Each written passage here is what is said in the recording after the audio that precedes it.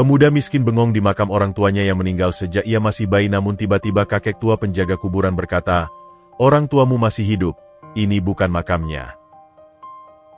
Halo sahabat, apa kabar semuanya? Sebelum masuk ke ceritanya, jangan lupa nyalakan subtitle dan subscribe terlebih dahulu ya. Kabut tipis senja mulai menyelimuti perkuburan desa Karanganyar, mengubah siluet nisan-nisan tua menjadi bayangan-bayangan samar yang seakan bergerak pelan. Suara jangkrik dari semak belukar di pinggiran mulai bersahutan, menggantikan kicau burung yang telah pulang ke sarang. Di tengah kesunyian itu, hanya ada satu sosok yang masih terpaku di antara deretan makam. Rio. Pemuda berusia 21 tahun itu duduk bersila di atas tanah kering yang gersang, tepat di depan sebuah batu nisan sederhana. Nisan itu, dari beton biasa yang sudah retak-retak dan ditumbuhi lumut di bagian dasarnya, bertuliskan dua nama yang sudah pudar dimakan cuaca, Satria Wijaya Ratna Dewi. Di bawahnya, tertulis tahun wafat yang sama, 2003. Tahun di mana ia, Rio, konon masih berusia 3 bulan. Angin seniup pelan, menerbangkan rambutnya yang sudah terlalu panjang dan tak terurus. Ia tidak merasa dingin, meski baju kaos oblongnya yang berlubang kecil di bahu dan celana jeans usangnya tipis. Tubuhnya sudah terlalu terbiasa dengan ketidaknyamanan. Punggungnya yang kurus membungkuk, seakan menanggung beban yang tak kasat mata namun terasa sangat nyata di pundaknya. Matanya, berwarna coklat tua seperti air teh kental, menatap kosong ke arah batu nisan itu. Tidak ada air mata yang menetes hari ini. Hanya ada kehampaan yang dalam, sebuah rasa bengong yang melumpuhkan akal dan perasaan. Pikirannya berputar-putar pada hal yang sama, seperti piringan hitam yang macet di satu alur. Kenapa? Pertanyaan itu sederhana, tetapi jawabannya selalu menghilang seperti kabut. Kenapa mereka harus pergi saat ia masih begitu kecil? Kenapa kecelakaan itu harus merenggut satu-satunya orang yang seharusnya memeluknya, membesarkannya, memberinya nama keluarga? Hidup di panti asuhan sejak ia bisa mengingat adalah sebuah parade panjang ketidakpastian. Wajah-wajah pengasuh yang berganti, anak-anak yang datang dan pergi, dan rasa kosong yang tak pernah terisi. Dan kini, sebagai seorang dewasa muda, hidupnya tak lebih baik. Ia tinggal di gubuk reot di ujung desa, hasil menyewa dari seorang janda tua dengan bayaran semampunya. Pekerjaannya serabutan, kuli angkut di pasar pagi saat ada kebutuhan, membantu memperbaiki atap yang bocor, atau membersihkan rumput di pekarangan orang. Uangnya pas-pasan, hanya cukup untuk makan sederhana dan mengisi bensin motornya yang butut. Hari ini, salah satu majikannya di pasar menahan upahnya dengan alasan dagangan sepi.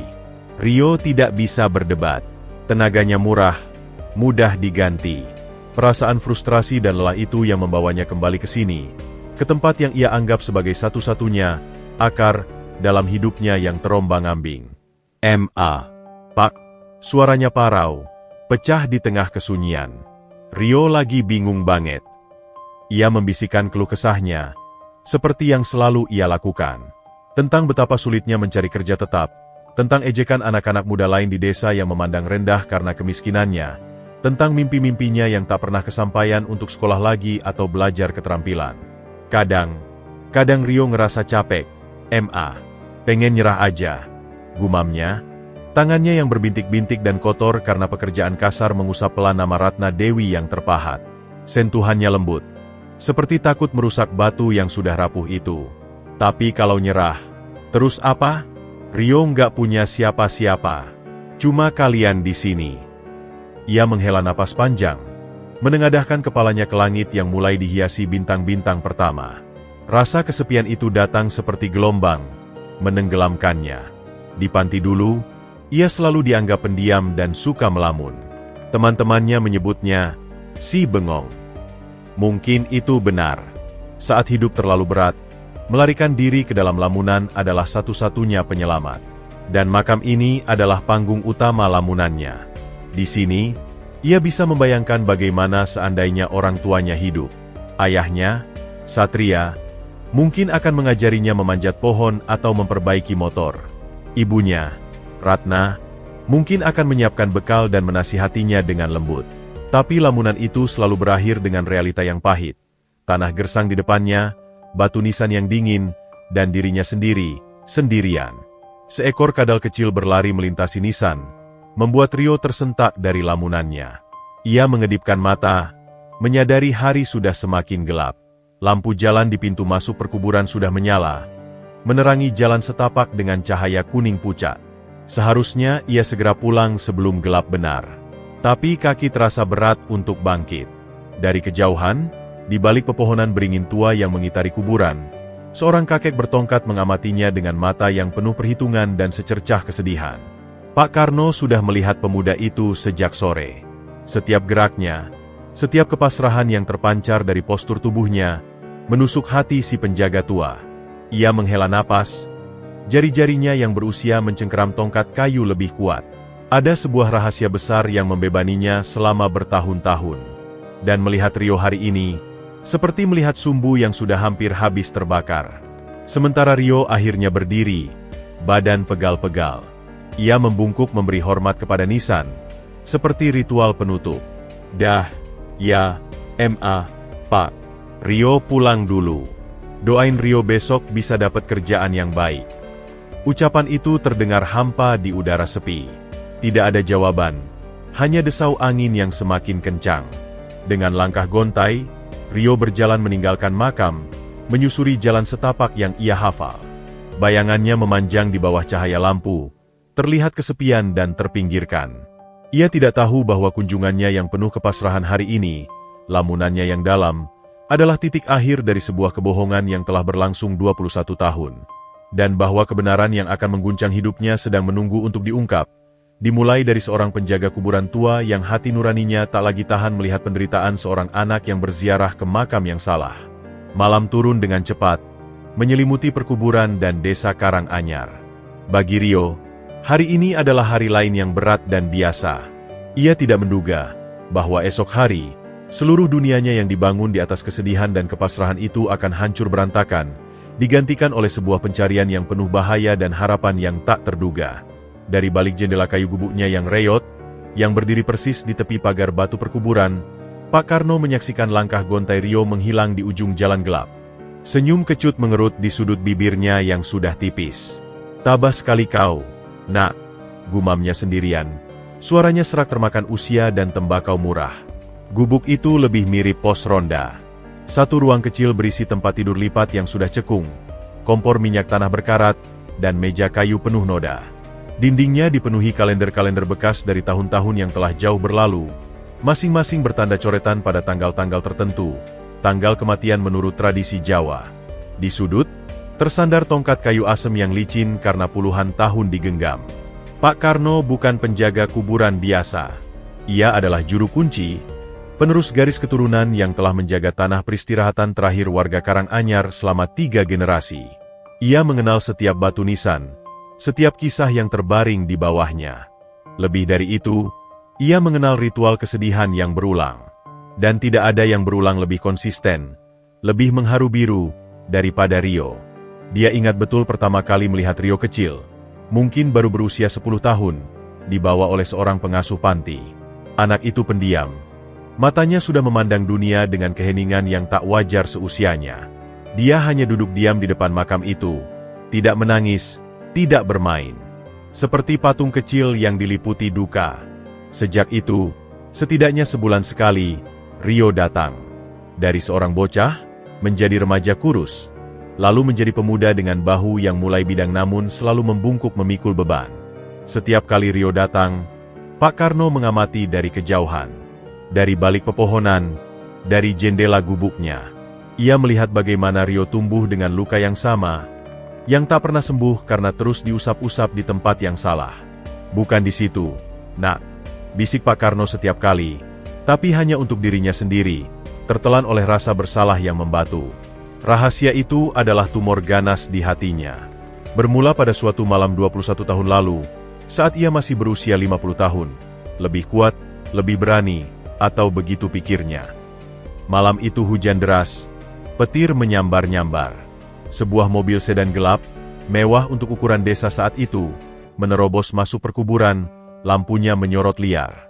2 orang turun, seorang pria dengan jas basah kuyup namun wajahnya tegas, dan seorang wanita yang kepalanya selalu menunduk. Wajahnya tertutup sebagian oleh kerudung, namun dari bahunya yang terguncang-guncang, jelas ia sedang menangis histeris. Mereka membawa sesuatu yang terbungkus karung goni. "Kami butuh bantuan, Pak," kata pria itu. Suaranya terdesak namun berwibawa. Uang dalam jumlah yang bagi Karno saat itu fantastis.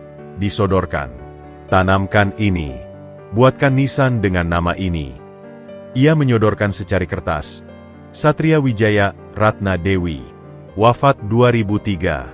Karno, yang istrinya sedang sakit keras butuh biaya berobat ke kota, tergoda. Tapi naluri juru kuncinya berteriak, "Ini jenazah siapa, Pak?" "Prosedurnya." "Tidak ada prosedur," potong pria itu, matanya liar memandang ke sekeliling gelap. "Ini untuk keselamatan seorang bayi.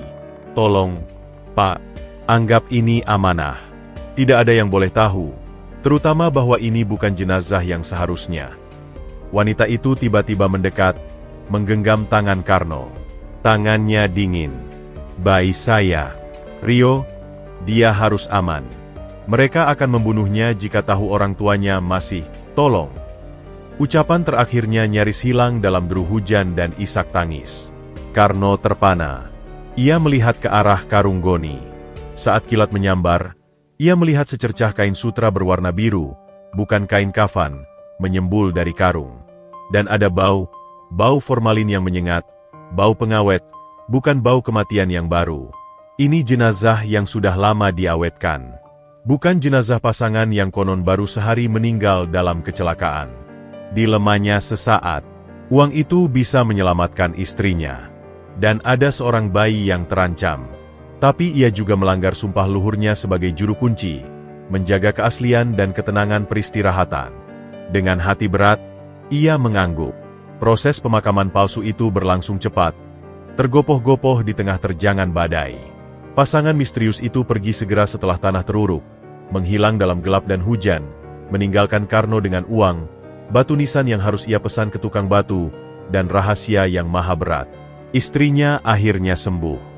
Tapi tak lama kemudian, ia meninggal karena penyakit lain. Karno merasa ini kutukan. Ia mengubur istrinya di sudut lain perkuburan, dan sejak itu hidupnya dipenuhi penyesalan. Ia mencoba menyelidiki diam-diam. Mendengar desas-desus tentang pengusaha muda dari kota yang hilang, tentang korupsi proyek besar, tentang penyelundupan jenazah. Semua mengerikan. Dan di tengah semua itu, ada seorang anak laki-laki di panti asuhan yang tak tahu apa-apa, yang tumbuh dengan mengunjungi sebuah kuburan kosong, atau setidaknya, kuburan yang bukan orang tuanya. Bertahun-tahun Karno berusaha membujuk diri sendiri. Mungkin lebih baik Rio tidak tahu. Mungkin kebenaran lebih berbahaya. Tapi setiap kali melihat kedalaman kesedihan di mata Rio, melihat kegigihan pemuda miskin itu untuk tetap menghormati orang tuanya, hatinya tersayat. Ia telah mengorbankan kebenaran seorang anak untuk menyelamatkan nyawa seorang bayi. Apakah itu benar? Malam ini, setelah Rio pergi, Karno mendekati makam Satria dan Ratna yang palsu itu.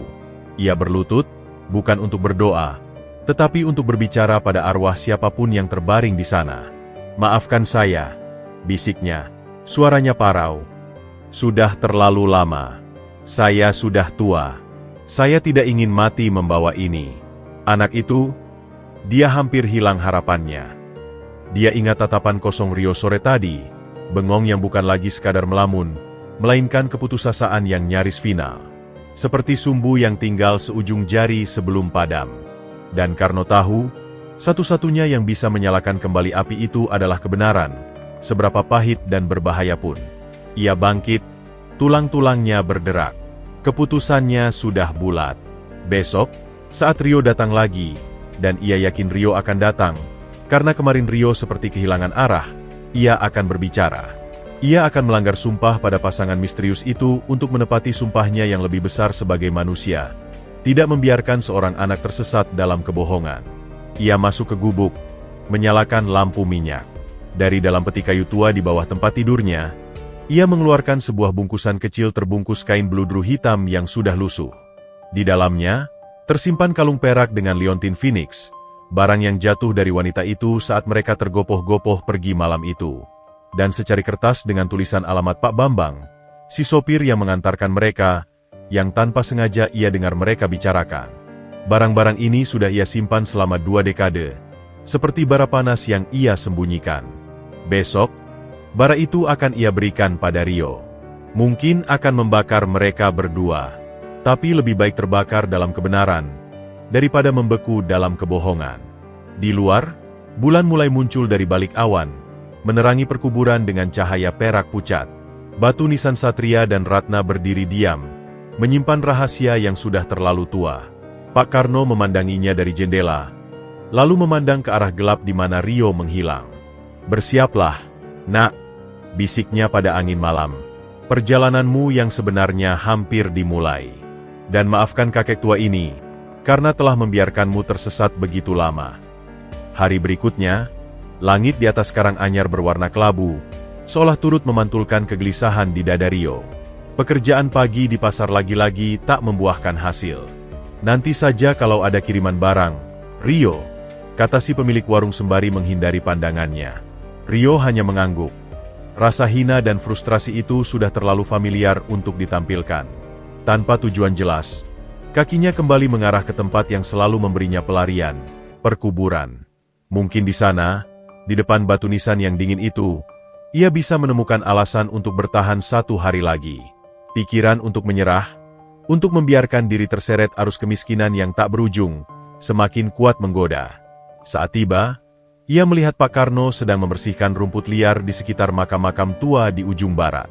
Sang kakek menyapanya dengan anggukan singkat, tapi ada sesuatu yang berbeda dalam tatapannya.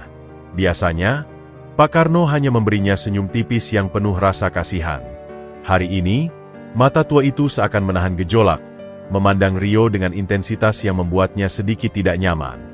Rio mengabaikannya. Ia punya cukup beban sendiri untuk dipikirkan. Ia pun berjalan menuju makam orang tuanya, duduk di tempat yang sama, dengan posisi yang sama. Tanah masih lembab dari embun pagi, meresap melalui celana jeansnya yang tipis. "Pak, mungkin ini kali terakhir Rio kesini," bisiknya, suaranya hampir tak terdengar. Rio nggak kuat lagi. Setiap hari cuma jadi beban. Nggak ada yang peduli. Mungkin lebih baik Rio pergi saja. Ucapan itu, kata pergi, yang samar-samar mengacu pada sebuah akhir, menggantung di udara lembab. Ia menunduk, menatap telapak tangannya yang kasar dan penuh kapalan. Ia lelah, sangat lelah.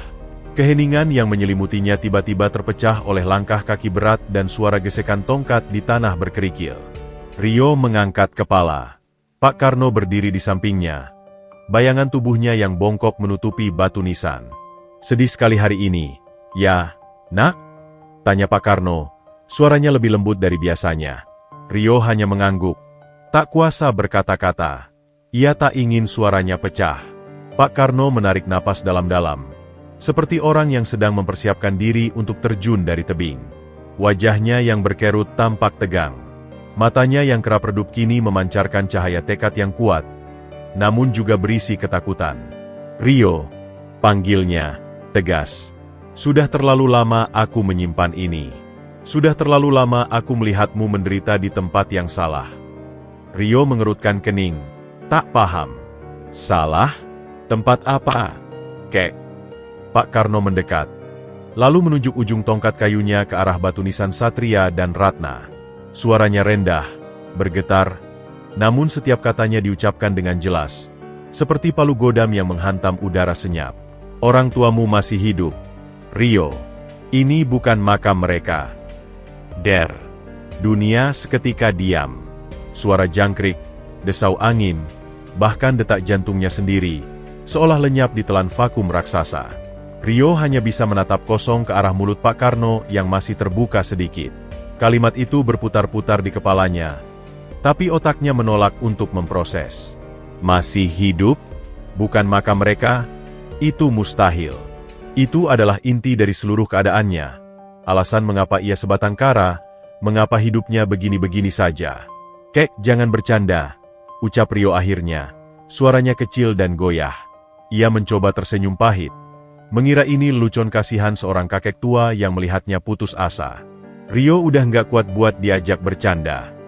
"Ini bukan candaan, nak," potong Pak Karno. Tangannya yang keriput meraih lengan Rio dengan kuat. Genggamannya dingin dan bergetar. Aku bersumpah demi arwah leluhurku yang menjaga tempat ini. Apa yang kubilang ini benar.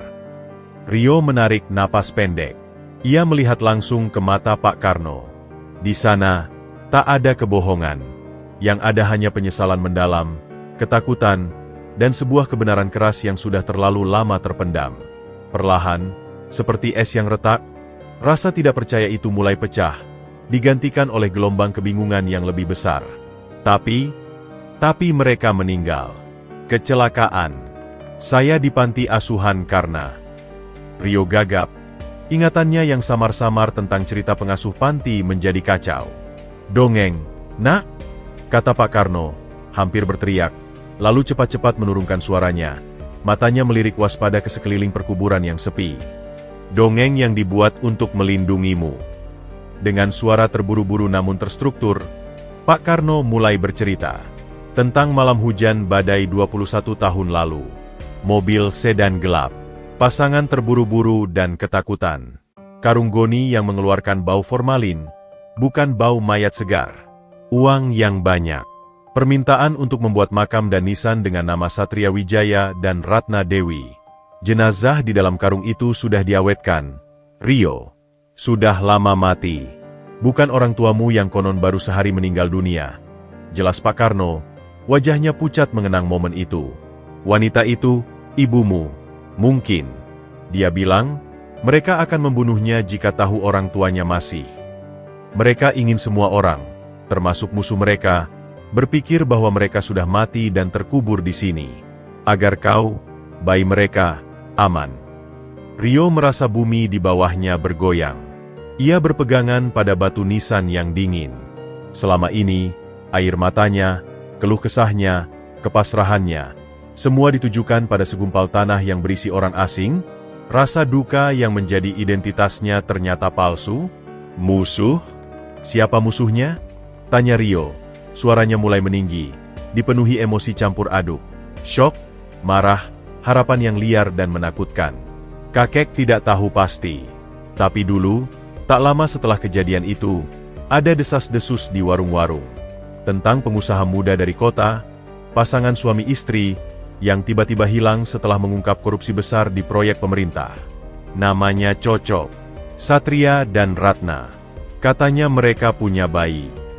Pak Karno menunduk. Aku takut, nak. Setelah mereka pergi, ada orang-orang tak dikenal datang, bertanya-tanya soal pemakaman malam itu. Aku bilang tidak tahu apa-apa. Mereka mengancam. Sejak itu, aku tutup mulut, karena takut membahayakanmu juga. Kemarahan mulai mendidih di dada Rio, mengusir kebingungan. Jadi selama 21 tahun, Kek tahu bahwa saya datang ke makam orang lain, berdoa untuk orang lain, mengeluh pada orang lain dan Kek diam saja. Suaranya bergetar, penuh akusasi. Pak Karno menutup matanya, menerima tusukan itu. Iya, dan itu dosa terbesarku. Aku pikir, lebih baik kau hidup dengan kepastian yang salah, daripada mati karena kebenaran. Tapi melihatmu sekarang, melihat seperti apa hidupmu, aku sadar, ternyata diamku justru membuatmu mati perlahan-lahan. Dia merogoh sakunya, mengeluarkan bungkusan kain bludru hitam yang lusuh. Tangannya gemetar saat membukanya, menyingkap kalung perak dengan liontin burung phoenix yang sudah kusam. Ini jatuh dari ibumu malam itu. Simpanlah. Rio menerima kalung itu. Logamnya terasa dingin di telapaknya. Saat ia membalik liontin phoenix, matanya menangkap ukiran kecil di bagian belakang. SR selamanya bangkit. SR Satria dan Ratna. Sebuah semboyan, sebuah janji. Air matanya, yang tak keluar saat ia putus asa, tiba-tiba meluncur deras. Bukan untuk kematian, tetapi untuk sebuah kemungkinan yang menggila, bahwa di suatu tempat, darah dagingnya masih bernapas. Lalu, di mana mereka sekarang? Tanya Rio, menghapus air matanya dengan kasar. Kakek tidak tahu, nak. Tapi mungkin orang ini tahu. Pak Karno memberikan secari kertas tua yang nyaris hancur. Tertulis alamat dengan tinta yang memudar. Bambang Sutrisno. Jalan Maju nomor 10, Kota. Dia sopir yang mengantar mereka malam itu. Cari dia. Tapi hati-hati.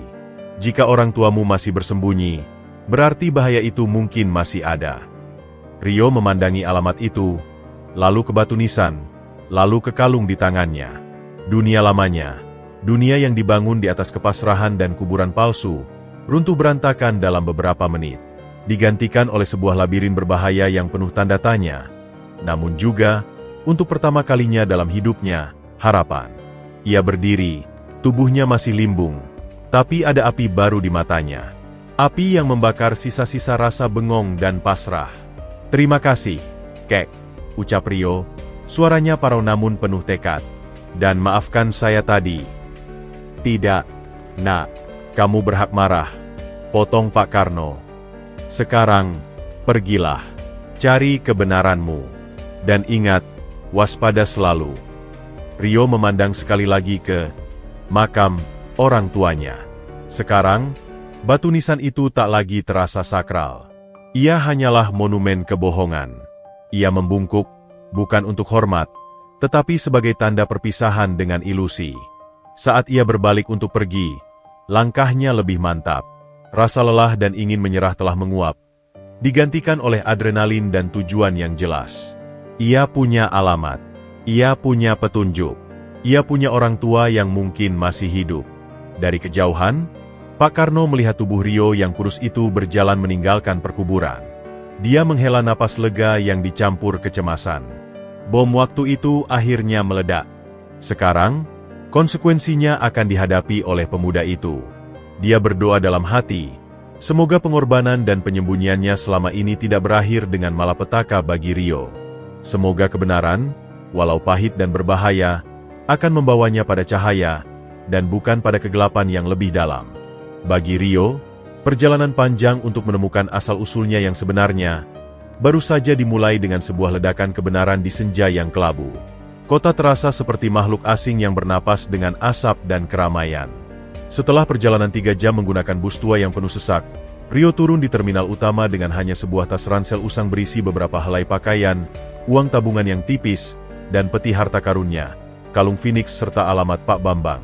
Alamat Jalan Maju nomor 10 ternyata bukan di kawasan Mentereng.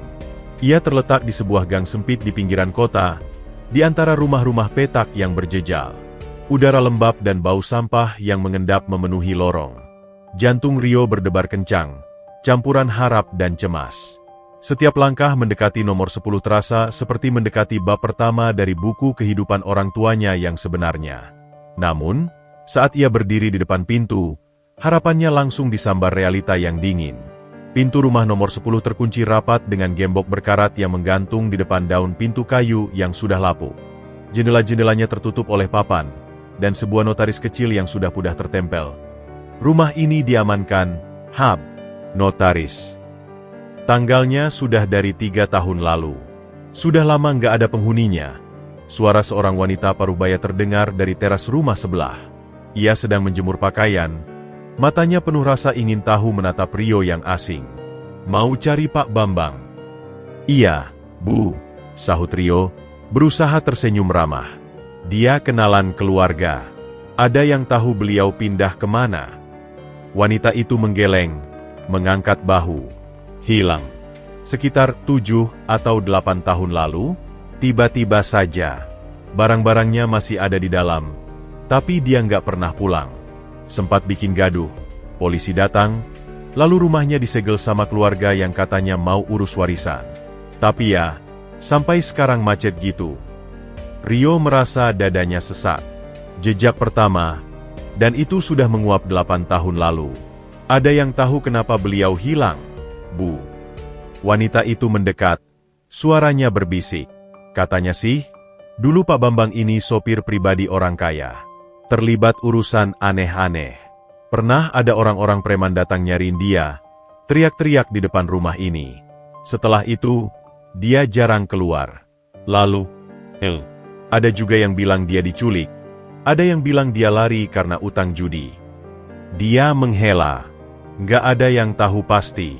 Yang jelas, rumah ini angker sekarang. Ditinggal begitu aja. Rio mengucapkan terima kasih dengan hati yang semakin berat. Ia berjalan menjauh, punggungnya menempel di dinding gang yang dingin. Diculik. Lari, setiap kemungkinan itu mengerikan. Dan semuanya berkaitan dengan masa lalu orang tuanya. Jika Pak Bambang adalah korban, berarti bahaya yang dikatakan Pak Karno itu nyata, dan masih aktif. Tapi Rio belum siap menyerah. Petunjuknya hanya satu, rumah kosong ini. Matanya yang penuh tekad memandang ke sekeliling. Gang itu sepi di siang bolong. Kebanyakan penghuni bekerja. Notaris di pintu terlihat seperti formalitas belaka. Papan di jendela tidak semuanya terkunci rapat. Sebuah ide nekat muncul. Ia harus masuk. Menunggu hingga gelap bukan pilihan. Ia tidak punya tempat menginap dan uangnya sangat terbatas. Ia berjalan memutari rumah. Di bagian belakang, ada pekarangan kecil yang dipenuhi semak belukar tinggi. Sebuah jendela kamar mandi kecil. Kacanya sudah pecah, hanya ditutupi papan yang longgar. Dengan degup jantung yang keras, Rio melihat ke sekeliling. Tidak ada siapa-siapa. Dengan tenaga yang terkumpul dari kerja kasar, ia mencongkel papan itu perlahan. Kayunya sudah lapuk dan mudah lepas. Lubang itu cukup untuk tubuhnya yang kurus menyusup. Dengan sekali tarikan napas, Rio masuk. Dia berada di sebuah kamar mandi yang gelap dan pengap. Bau apek dan lembab memenuhi udara. Setelah matanya menyesuaikan, ia meraba keluar menuju ruangan utama. Rumah itu kecil, ruang tamu yang berdebu, sebuah kamar tidur, dan dapur mini. Semua perabotan masih ada, tetapi tertutup lapisan debu yang tebal dan sarang laba-laba. Ada rasa waktu yang terhenti secara paksa di sini. Rio mulai mencari dengan sistematis. Laci-laci meja, kolong tempat tidur, lemari pakaian. Kebanyakan berisi barang-barang biasa. Pakaian usang, perlengkapan mandi, dokumen-dokumen tagihan listrik yang sudah usang. Tidak ada petunjuk apapun tentang malam pemakaman palsu itu, atau tentang orang tuanya. Keputusasaan mulai merayap. Mungkin ia memang terlambat 8 tahun. Saat ia hampir menyerah, matanya tertumbuk pada sebuah lemari kayu tua di sudut dapur, yang sepertinya digunakan untuk menyimpan perkakas. Lemari itu tampak biasa saja, tetapi posisinya agak menjorok, seolah ada sesuatu di belakangnya. Dengan susah payah, Rio mendorong lemari itu. Berderit. Di belakang lemari, tersembunyi di celah antara lemari dan dinding, ada sebuah amplop coklat tipis yang sudah menguning. Jantung Rio berdegup kencang. Ia meraihnya. Amplop itu kosong. Tidak ada nama atau alamat. Di dalamnya, hanya ada secari kertas robek dari buku catatan, dengan tulisan tangan yang terburu-buru dan hampir tidak terbaca. Mereka tidak mau bayar. Mau bungkam saya. Saya tahu terlalu banyak tentang proyek Delta. Sopir yang satu lagi, Jono, sudah hilang. Saya simpan bukti di... Tulisan itu terputus di tengah kalimat. Seolah penulisnya sedang buru-buru atau terkejut. Di bawah tulisan yang terpotong itu, ada coretan berupa 3 kata, PT, Surya Makmur, hati-hati Hendra, dan sebuah simbol kecil yang digambar dengan lingkar-lingkar, seperti mata rantai yang terputus. Rio memegang kertas itu erat-erat. Tangannya gemetar. Proyek Delta. PT. Surya Makmur. Hendra, nama yang terakhir itu membuat darahnya berdesir. Hendra Wijaya, pengusaha besar yang wajahnya pernah ia lihat di majalah. Kecurigaan dan potongan-potongan cerita Pak Karno mulai menyambung menjadi sebuah gambaran yang suram. Korupsi besar, orang hilang, dan sebuah perusahaan raksasa di baliknya. Tapi yang lebih mengerikan adalah kalimat yang terpotong. Saya simpan bukti di mana? Bukti apa? Apakah itu yang menyebabkan Pak Bambang hilang? Rio melipat kertas itu dengan hati-hati dan menyimpannya di saku dalam jaketnya, bersama kalung Phoenix. Ia melakukan penyisiran terakhir dengan cepat, tetapi tidak menemukan petunjuk lain. Bukti itu, apapun itu, tidak ada di sini. Saat ia akan keluar melalui jendela kamar mandi, pandangannya tertangkap sesuatu yang terselip di antara balok kayu langit-langit yang sudah melendut. Hampir tak terlihat jika tidak dari sudut tertentu. Dengan menggunakan gagang sapu yang berdebu, ia mengaitnya. Itu adalah foto Polaroid yang sudah buram. Menggambarkan 2 pria muda sedang berdiri di depan sebuah proyek konstruksi besar, tersenyum. Di bagian belakang foto, tertulis dengan pena, Bambang Jono, Site Proyek Delta, 98. Salah satu pria itu pasti Pak Bambang. Pria satunya, Jono, sopir lain yang disebutkan dalam catatan itu, yang juga sudah hilang. Rio menyimpan foto itu. Ia telah mendapatkan lebih dari yang diharapkan. Sebuah nama perusahaan besar, sebuah proyek misterius, nama seorang pengusaha berpengaruh, dan konfirmasi bahwa orang-orang yang terlibat memang dibungkam. Namun, jejak langsung menuju orang tuanya masih hilang. Dan yang paling mengkhawatirkan, ia kini memegang rahasia yang sama yang mungkin telah membungkam Pak Bambang. Dengan hati-hati, ia keluar dari rumah kosong itu dan memasang kembali papan jendela sebaik mungkin. Saat ia melangkah keluar dari gang sempit, sinar matahari siang menyilaukannya. Ia bukan lagi Rio yang hanya pasrah. Ia sekarang adalah Rio yang sedang mengikuti jejak darah, menuju pusaran rahasia yang gelap dan berbahaya. Dia harus mencari tahu tentang PT Surya Makmur dan Hendra. Dia harus menemukan bukti yang disembunyikan Pak Bambang. Dan di atas segalanya, dia harus tetap hidup dalam pencarian ini. Karena sekarang ia tahu, kebenaran tentang orang tuanya bukan hanya tentang pertemuan yang mengharukan, tetapi juga tentang bertahan dari bahaya yang telah membayangi keluarganya selama 21 tahun. Dengan tekad membara, Rio melangkah lebih jauh ke dalam kota, meninggalkan rumah kosong dan jejak yang menghilang, menuju pertarungan yang sesungguhnya. Kota itu menelannya seperti semut di tengah lalu lintas yang hiruk-pikuk. Uang Rio menipis dengan cepat. Satu malam di losmen termurah sudah menguras separuh dari tabungannya yang sudah sedikit. Ia perlu bertahan, dan untuk itu ia butuh pekerjaan. Lebih penting lagi, ia butuh informasi. PT Surya Makmur dan Hendra adalah kata kunci yang terus berputar di kepalanya. Tetapi mengakses dunia mereka tampak seperti mencoba memanjat tebing licin tanpa tali. Di papan lowongan sebuah toko kelontong, ia melihat selembar kertas usang. Dibutuhkan Office Boy. PT Maju Bersama. Bisa segera kerja. Itu bukan perusahaan yang ia cari, tapi setidaknya itu kaki di pintu dunia perkantoran. Dengan alamat di tangan, Rio pergi ke sebuah gedung berlantai 6 di kawasan bisnis menengah. Wawancaranya singkat. Manajernya, seorang pria gemuk bernama Pak Didi, melihat tubuh Rio yang kuat dan penampilannya yang sederhana, lalu langsung menerimanya. Gaji kecil, tapi bisa lembur. Kerja mulai besok. Keesokan harinya, dengan kemeja putih polos yang sudah disetrikanya seadanya dan celana hitam yang agak lusuh, Rio mulai hidup barunya sebagai office boy di PT Maju Bersama, sebuah perusahaan distributor alat-alat elektronik. Pekerjaannya beragam, menyiapkan kopi, mengantarkan dokumen antar lantai, membersihkan ruang rapat, dan menjadi pesuruh untuk apapun yang dibutuhkan. Di tengah kesibukan mengantar dokumen ke berbagai ruangan, matanya selalu awas. Ia memperhatikan cara orang bicara, cara mereka berpakaian, hierarki di kantor.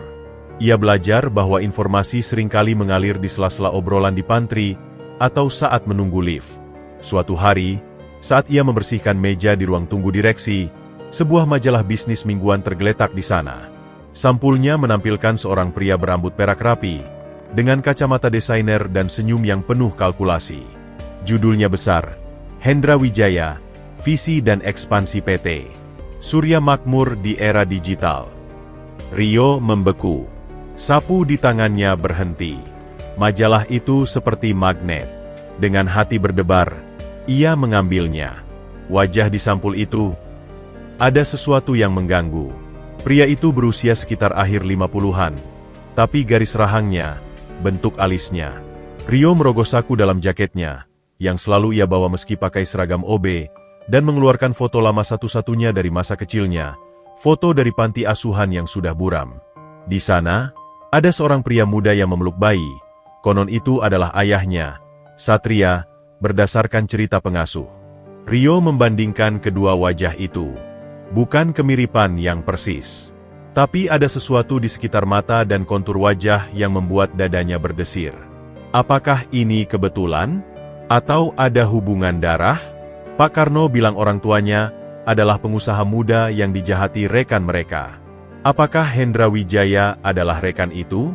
Apakah dia yang dulu bernama Heru? Rio, jangan bengong. Antar dokumen ini ke keuangan. Cepat.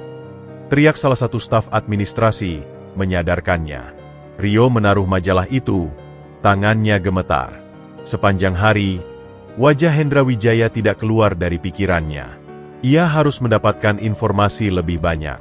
Saat jam istirahat, ia diam-diam mencari arsip majalah lama di ruang arsip. Ia menemukan beberapa edisi yang memuat berita tentang PT Surya Makmur. Kebanyakan adalah prestasi dan akuisisi. Tapi satu artikel lama dari hampir 20 tahun lalu menarik perhatiannya. Proyek Delta tersendat, investigasi internal digelar. Artikel itu singkat dan tidak menyebut nama-nama. Hanya menyebutkan 2 manajer proyek muda yang dikeluarkan karena ketidaksesuaian prosedur. Rio yakin itu adalah orang tuanya. Kesempatan besar datang seminggu kemudian. PT Maju Bersama mendapat pesanan besar dari PT Surya Makmur untuk peralatan kantor. Ada dokumen kontrak yang harus diantarkan langsung ke gedung pusat PT Surya Makmur untuk ditandatangani. Rio, kamu yang antar, perintah Pak Didi. Ini penting. Pakai seragam yang rapi. Jangan sampai noda. Jantung Rio berpacu. Ini adalah kesempatan untuk melihat dari dekat markas besar musuh, atau kerabat, yang mungkin. Gedung PT Surya Makmur menjulang tinggi, berkilau dengan kaca dan baja, membuatnya merasa sangat kecil dan kumal. Lobinya sangat luas, berlapis marmer, dengan resepsionis yang cantik dan berseragam rapi. Rio, dengan tas dokumen di tangan dan seragam OB-nya, jelas terlihat out of place. Ia disambut dengan tatapan sedikit merendahkan. Saya mengantarkan dokumen dari PT Maju Bersama untuk bagian pengadaan. Ucapnya, berusaha percaya diri. Setelah diperiksa dan diarahkan, ia menunggu di area tunggu. Matanya menjelajah. Segala sesuatu di sini berteriak kemewahan dan kekuasaan. Orang-orang lalu lalang dengan pakaian mahal dan ekspresi sibuk. Di dinding, terpampang besar-besaran foto Hendra Wijaya sedang berjabat tangan dengan pejabat-pejabat tinggi. Tiba-tiba, ada keriuhan di dekat lift khusus. Beberapa orang bodyguard dan asisten berjalan cepat, mengiringi seorang pria.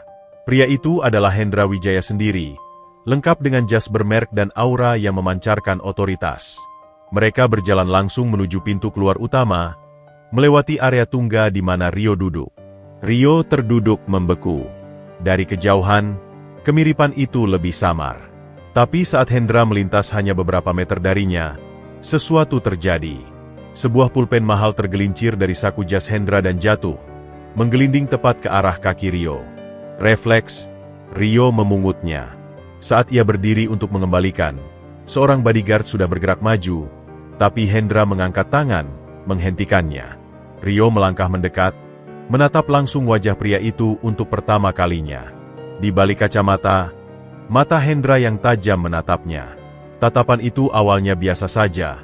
Lalu, saat mata mereka bertemu, terjadi sebuah perubahan mikro. Alis Hendra berkerut sangat halus, hampir tak terlihat. Matanya, untuk sepersekian detik, kehilangan kalkulasinya yang dingin dan tampak bingung, tertegun, seperti melihat hantu atau mengingat sesuatu yang jauh. Pulpen Anda, Pak, ucap Rio, suaranya terdengar aneh di telinganya sendiri. Hendra mengambilnya. Jari-jarinya yang terawat menyentuh tangan Rio yang kasar dan berbintik. Sentuhan itu singkat, tapi Rio merasakan sebuah getaran. Pria itu memandanginya lebih lama dari yang seharusnya. Terima kasih, kata Hendra, suaranya dalam dan terukur. Lalu, dengan nada yang tiba-tiba ingin tahu, namamu siapa, anak muda? Rio, Pak, jawab Rio, berusaha menjaga suaranya tetap netral. Rio. Hendra mengulang namanya, pelan, seolah mencicipi kata itu. Ekspresinya menjadi sangat rumit untuk dibaca. Ada sesuatu yang berkedip di sana, sebuah pengakuan, sebuah rasa sakit, atau mungkin hanya keheranan biasa. Bekerja di mana? Office B di PT Maju Bersama, Pak. Mengantar dokumen. Hendra mengangguk perlahan, matanya masih meneliti wajah Rio, seolah mencari jejak di balik kulit yang kecoklatan dan rambut yang tak tertata rapi. Rajin-rajinlah bekerja, ucapnya akhirnya, sebelum bodyguardnya memberi isyarat bahwa mereka harus pergi. Sebelum berbalik, Hendra memberikan pandangan terakhir yang dalam pada Rio, lalu berjalan pergi dengan langkah cepat, dikelilingi oleh pengawalnya. Rio berdiri di tempat, masih memegang rasa sentuhan itu. Pertemuan itu hanya berlangsung kurang dari 1 menit, tapi dampaknya seperti setrum. Itu bukan tatapan orang asing. Ada pengenalan di sana. Apakah Hendra melihat kemiripan dengan mantan rekannya, Satria? Atau mungkin dengan Ratna? Atau kemungkinan yang lebih mengerikan dan menggoda? Apakah Hendra, dalam diam, tahu bahwa anak dari pasangan yang ia khianati masih hidup dan kini berdiri di hadapannya? Seorang resepsionis menyapanya, menyadarkannya bahwa ia harus segera kembali. Sepanjang perjalanan pulang ke kantor PT Maju Bersama, pikiran Rio bergejolak. Ia telah melangkah masuk ke dunia elit, tidak lagi sebagai pengamat dari majalah, tetapi sebagai seseorang yang telah menarik perhatian raksasanya. Apakah itu hal yang baik? Ia mendapatkan konfirmasi bahwa ada sesuatu antara dirinya dan Hendra Wijaya. Dan sekarang, Hendra tahu namanya, dan tahu wajahnya. Ia teringat pesan Pak Karno, hati-hati. Dan pesan dari catatan Pak Bambang, hati-hati Hendra. Rio kini berada di radar. Sekecil apapun itu, dia telah memasuki arena. Dan di arena ini, lawannya adalah seorang raja dengan segalanya, sementara dia hanyalah seorang office boy miskin dengan sebuah kalung Phoenix dan segenggam rahasia berbahaya. Pertemuannya dengan Hendra bukanlah akhir, melainkan awal dari sebuah permainan kucing-kucingan yang mematikan. Rio harus lebih berhati-hati dan lebih cerdik, karena sekarang, bukan hanya dia yang mencari kebenaran. Kebenaran itu mungkin juga mulai mencari dia, melalui mata pria berkuasa yang tatapannya tadi penuh dengan pertanyaan yang mengancam. Kalung Phoenix itu kini selalu menggantung di leher Rio, tersembunyi di balik baju.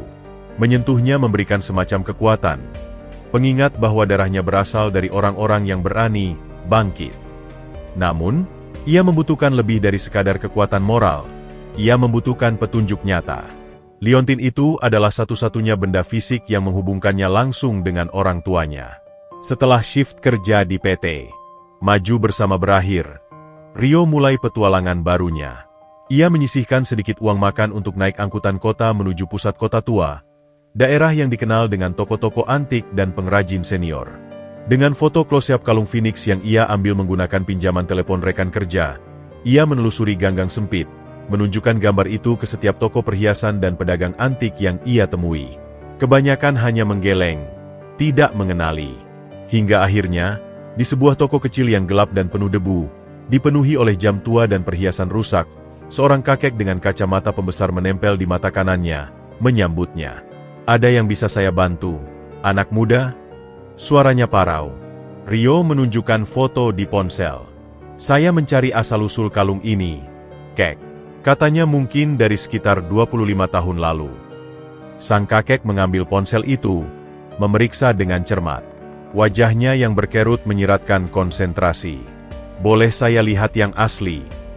Dengan hati-hati, Rio mengeluarkan kalung dari balik bajunya. Mata tua itu langsung bersinar. "Ah, ini karya Mayasari," gumamnya. Jarinya yang gemetar menyentuh ukiran Phoenix dengan penuh hormat. "Tidak ada yang salah. Lihat lekukan di sini. Gaya ukiran, sayap yang terbang tapi berakar. Itu adalah tanda tangannya. Dia adalah desainer perhiasan terbaik generasinya. Khusus membuat untuk pesanan eksklusif. Biasanya untuk pasangan menikah atau keluarga besar." Rio menahan napas. Apakah masih ada catatannya? Untuk siapa kalung ini dibuat? Sang kakek menggeleng pelan. Mayasari sudah meninggal 10 tahun lalu. Tokonya tutup. Tapi, dulu dia sangat terkenal karena membuat perhiasan berpasangan atau berkeluarga. Kalau ini Phoenix, kemungkinan besar ada pasangannya. Mungkin Phoenix jantan dan betina, atau Phoenix dan sesuatu yang melambangkan api abadi. Biasanya diberikan sebagai hadiah pernikahan atau ulang tahun perkawinan, dengan ukiran nama atau inisial di baliknya. Rio membalikkan liontin. Ada inisial S dan R di sini. Selamanya bangkit. S dan R. Kakek itu berpikir. Mayasari memang sering mendapat pesanan dari kalangan pengusaha muda dan profesional kota saat itu. Mereka suka simbol-simbol kebangkitan seperti Phoenix, puncak gunung, dan sebagainya. Sayang, tanpa buku pesanannya, tidak mungkin melacak untuk siapa ini dibuat. Dia memandang Rio dengan penuh selidik. Ini pusaka keluarga. Ya, kek, jawab Rio singkat, tidak ingin berbagi lebih banyak. Saya sarankan, coba cari tahu tentang Mayasari. Mungkin dia punya keluarga, asisten, atau mantan karyawan yang masih ingat. Tapi hati-hati, anak muda. Barang-barang dari masa lalu seperti ini seringkali membawa cerita yang lebih besar dari yang kita kira. Rio mengucapkan terima kasih dan pergi dengan sedikit petunjuk baru, nama Mayasari. Malam itu, di warnet kecil, ia mencoba mencari informasi. Tidak banyak, hanya beberapa artikel lama tentang pameran perhiasan yang menampilkan karyanya. Seorang komentar di forum antik menyebutkan bahwa Putri Mayasari, bernama Siska, mungkin masih meneruskan bisnis kecil dari rumahnya di kawasan Menteng. Itu adalah petunjuk tipis, tapi Rio mencatatnya. Konflik berikutnya datang bukan dari penelusurannya, tetapi dari kampung halaman. Telepon pinjaman rekan kerjanya berdering malam itu. Nomor yang tidak dikenal. Rio? Ini suara Pak Karno. Nak. Suara di seberang terdengar bergetar, penuh ketakutan. Kek? Ada apa?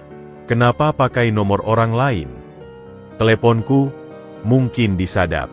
Dengarkan, Nak. Tadi siang ada 2 orang datang ke kuburan. Mereka seperti preman tapi berpakaian rapi. Bertanya tentangku, tentang siapa saja yang sering ke makam Satria dan Ratna. Aku bilang tidak tahu, cuma penjual bunga biasa. Tapi mereka mengancam. Bilang kalau aku menyembunyikan sesuatu, kuburan ini akan dapat masalah. Rio merasa darahnya membeku. Mereka tahu tentang saya. Mereka sebut pemuda kurus. Mereka punya fotomu, Rio. Foto dari beberapa waktu lalu di sini. Aku pura-pura tidak kenal. Tapi mereka tidak percaya. Mereka pergi dengan ancaman akan kembali. Aku takut, Nak. Takut pada mereka, dan takut untukmu. Kau sudah menarik perhatian. Apa yang kau lakukan di kota? Baru mulai mencari. Kek, saya berhati-hati. Rio berbohong. Pertemuannya dengan Hendra jelas bukan bagian dari berhati-hati. Lari, Rio! Teriak Pak Karno tiba-tiba, suaranya parau dan penuh kepanikan. Jangan kembali ke kosanmu yang lama jika mereka punya fotomu. Mereka akan... KRRRK. Sambungan terputus tiba-tiba. Bukan suara tut, tapi seperti suara terputus paksa, diikuti dengungan kosong. Kek? Kek? Rio berteriak ke telepon, tetapi hanya ada nada sambung. Dia menelepon kembali. Tidak ada jawaban. Dia mencoba nomor telepon rumah tetangga Pak Karno yang pernah ia simpan. Seorang wanita menjawab, suaranya gugup. Maaf, Nak. Tadi ada keributan di rumah Pak Karno. Ada teriakan, lalu ada suara barang pecah. Lalu sepi. Beberapa orang melihat ada mobil hitam cepat-cepat pergi. Kami sudah laporkan ke Pak RT, tapi... Rio menutup telepon. Tangannya gemetar hebat. Panik, marah, dan rasa bersalah yang luar biasa menyerangnya. Ini salahnya. Penyelidikannya yang sembrono telah membahayakan orang yang membantunya. Pak Karno, kakek tua yang sudah hidup tenang dengan rahasianya, kini mungkin telah diculik, atau lebih buruk, karena membongkar rahasia itu untuknya. Instingnya berteriak untuk pulang, untuk mencari Pak Karno. Tapi akal sehat, dan teriakan terakhir Pak Karno, menahannya. Jika mereka punya fotonya dan tahu ia dari kampung, mereka pasti juga sedang mengawasi atau akan mencari tempat tinggalnya di kota. Kosan murahnya yang di pinggiran bukan lagi tempat yang aman. Dengan gerakan cepat, Rio kembali ke kosannya. Ia mengemasi semua barangnya dalam hitungan menit. Beberapa helai pakaian, uang yang tersisa, dokumen-dokumen penting, KTP, foto, catatan, dan tentu saja, kalung Phoenix dan surat-surat bukti dari rumah Pak Bambang. Ia meninggalkan barang-barang yang tidak penting. Sebelum pergi, ia melihat keluar jendela. Jalanan sepi. Tapi apakah ia sedang diawasi? Ia tidak bisa mengambil risiko. Alih-alih keluar dari pintu depan, Ia memanjat ke atap kamar mandi yang menyambung ke rumah tetangga, lalu turun melalui gang belakang yang gelap. Ia berjalan cepat, menyusuri jalan kecil, berpindah angkutan kota 2 kali, memastikan tidak ada yang mengikuti. Akhirnya, ia tiba di sebuah rumah susun yang lebih kumuh di area lain. Dengan uang seadanya, ia menyewa sebuah kamar kontrakan butut tanpa jendela, hanya cukup untuk sebuah tikar dan kipas angin. Di sini, di kegelapan yang pengap, rasa takut dan bersalahnya memuncak. Pak Karno hilang. Jejaknya terputus. Ia sendirian, diteror oleh bayangan musuh tak dikenal yang ternyata sangat nyata dan sangat kejam. Mereka tidak hanya mengawasi, mereka bertindak. Dia memegang kalung Phoenix erat-erat. Selamanya bangkit. Tapi bagaimana caranya bangkit ketika setiap jejak yang ia sentuh berubah menjadi bahaya? Ketika orang-orang yang membantunya menghilang, Rio menatap tembok kosong. Pilihan ada di tangannya. Lari, sembunyi, dan hidup dalam ketakutan selamanya, atau melawan. Tapi melawan dengan apa? Ia hanya seorang office-boy miskin. Namun, ia memiliki sesuatu, keberanian yang muncul dari keputusasaan, dan sebuah rahasia yang ternyata begitu berharga sehingga orang-orang berkuasa mau membunuh untuk menyimpannya. Malam itu, Rio membuat keputusan. Ia tidak akan lari. Ia akan menggali lebih dalam, tapi dengan cara yang lebih cerdik, lebih sembunyi-sembunyi. Ia akan menemukan Mayasari atau putrinya. Ia akan memecahkan kode Proyek Delta. Dan jika ada cara untuk menemukan Pak Karno, ia akan lakukan. Telepon terputus itu adalah peringatan keras sekaligus deklarasi perang. Mereka pikir dengan menakut-nakuti seorang kakek tua dan memutuskan komunikasi, mereka bisa menghentikannya. Mereka salah. Mereka justru telah menyalakan api kemarahan di hati Rio. Api yang, seperti Phoenix, lahir dari abu keputusasaan. Dengan tekad baru yang membara namun dingin, Rio merencanakan langkah selanjutnya. Dunia elit yang ia masuki ternyata memiliki ruang bawah tanah yang penuh dengan monster. Dan sekarang, monster-monster itu tahu bahwa ada seorang anak hilang yang sedang mencari jalan pulang. Kamar kontrakan tanpa jendela itu terasa seperti kuburan bagi roh Rio. Udara pengap dan kegelapan yang nyaris sempurna mencerminkan kondisi jiwanya. Ia duduk bersila di atas tikar tipis, kepala tertunduk di antara kedua lutut. Gambaran terakhir Pak Karno, suara bergetar yang tiba-tiba terputus, ancaman, lalu keheningan maut, terus berputar di kepalanya seperti pisau yang berputar-putar. Rasa bersalah itu menggerogotinya lebih dalam daripada rasa lapar. Kakek itu sudah tua. Dia hanya mencoba melakukan hal yang benar di akhir hidupnya. Dan karena keinginanku yang egois untuk mengetahui kebenaran, pikiran itu menyiksanya. Ia terjepit di antara dua jurang. Keinginan kuat untuk menemukan orang tuanya yang mungkin masih hidup, dan tanggung jawab memilukan untuk keselamatan Pak Karno. Apakah ia harus mengorbankan pencarian satu-satunya keluarga yang ia kenal demi menyelamatkan orang yang sudah seperti keluarga baginya? Pilihan rasional adalah melarikan diri lebih dalam, menghilang, seperti yang diperingatkan Pak Karno. Tapi naluri kemanusiaannya, hutang budinya yang besar, berteriak lebih kencang. Ia tidak bisa meninggalkan sang penjaga kuburan yang rentah itu dalam cengkeraman orang-orang yang kejam. Tanpa Pak Karno, tidak akan ada kebenaran yang terungkap. Tanpa Pak Karno, ia hanya akan menjadi buruan yang ketakutan. Dengan tangan gemetar, ia mengambil keputusan. Ia harus pulang ke Karanganyar. Tapi tidak dengan gegabah.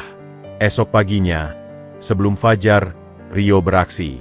Ia menggunakan sisa uangnya untuk membeli ponsel butut kedua dengan kartu perdana baru, alat komunikasi yang tidak bisa dilacak ke dirinya.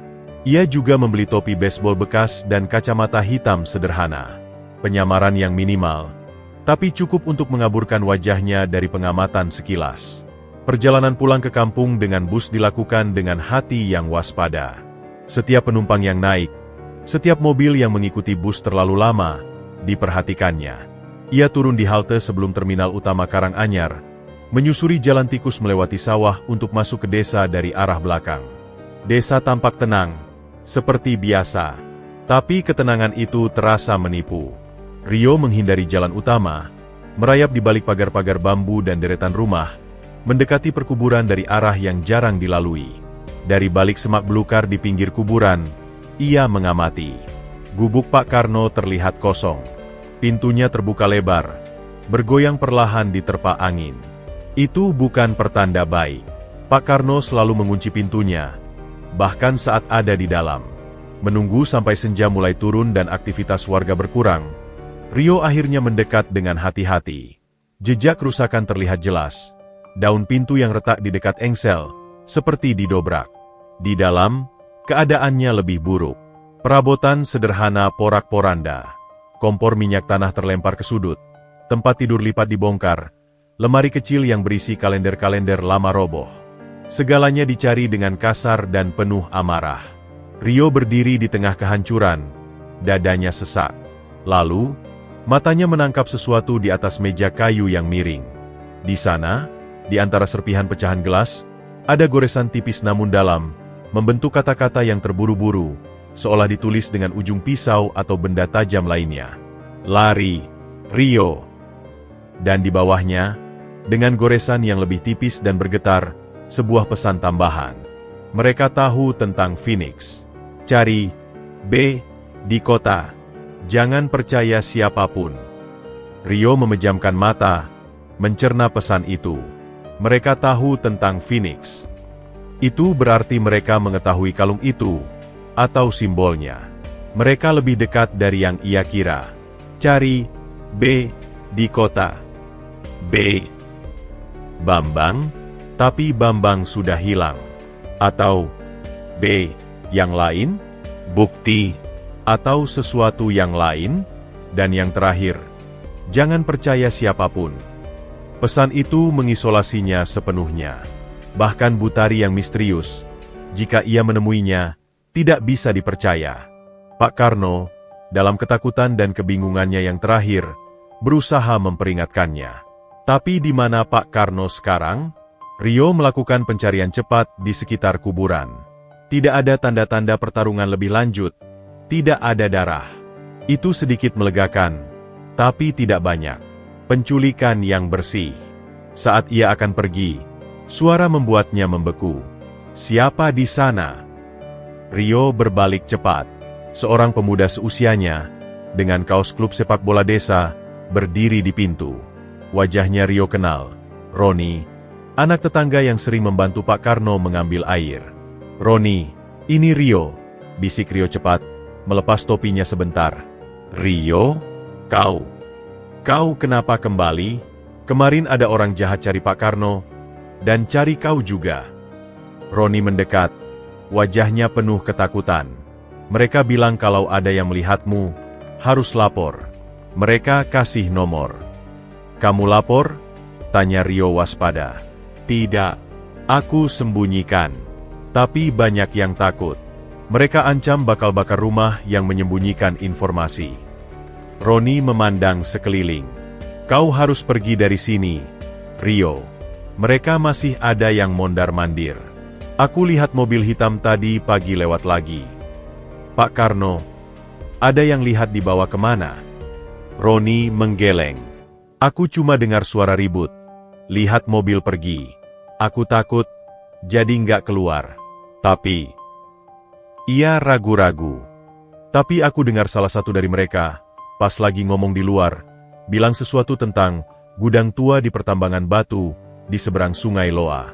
Mungkin cuma omongan, tapi gudang tua di pertambangan batu. Itu satu-satunya petunjuk. Sungai Loa adalah daerah yang sudah lama ditinggalkan, bekas pertambangan yang berbahaya. Rio memegang bahu Roni. Terima kasih, Ron. Lupakan kamu melihatku. Jangan bilang siapa-siapa. Untuk keselamatanmu. Kau mau ke sana? Itu berbahaya, Rio. Mereka mungkin menjebak. Tapi mungkin Pak Karno ada di sana, jawab Rio dengan tekad. Ia harus memastikan. Ia tidak bisa hidup dengan ketidakpastian ini. Sebelum pergi, ia memberikan Roni selembar uang dan nomor ponsel bututnya. Kalau ada keadaan darurat, atau kalau Pak Karno muncul, telepon nomor ini sekali saja. Jangan simpan nomornya. Dengan senja yang semakin pekat, Rio menyusur keluar dari desa, menuju arah Sungai Loa. Ia tahu daerah itu. Dulu sebagai anak-anak, Ia dan anak panti lain pernah dilarang keras mendekati sana karena lubang-lubang bekas galian yang dalam dan berair. Perjalanan menyeberangi sungai dengan rakit darurat buatan sendiri melelahkan. Saat tiba di area pertambangan yang tandus dan sunyi, rasa ngeri merayapi. Bangunan-bangunan tua dari kayu dan seng berderit diterpa angin malam. Ada satu gudang besar yang tampak lebih kokoh, terletak agak terpisah. Rio mendekat seperti kucing, memanfaatkan setiap bayangan dan reruntuhan sebagai pelindung. Dari jendela yang pecah, ia melihat cahaya redup obor atau lampu tempel di dalam. Ada suara orang berbicara. Dengan sangat hati-hati, ia mengintip. Di dalam, kondisi Pak Karno membuat hatinya hancur.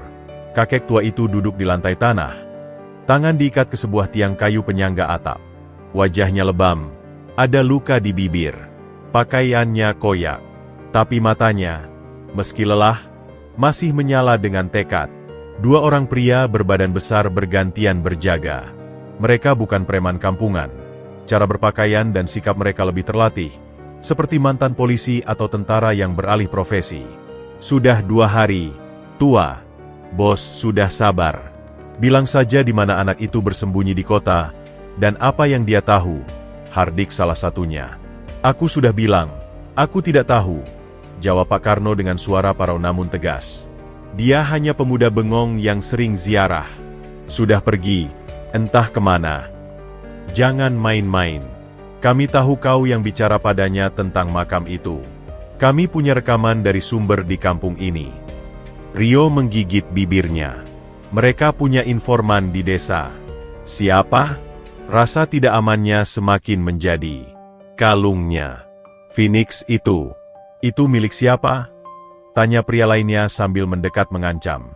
Milik orang yang dikubur di sana. Jawab Pak Karno mencoba bertahan.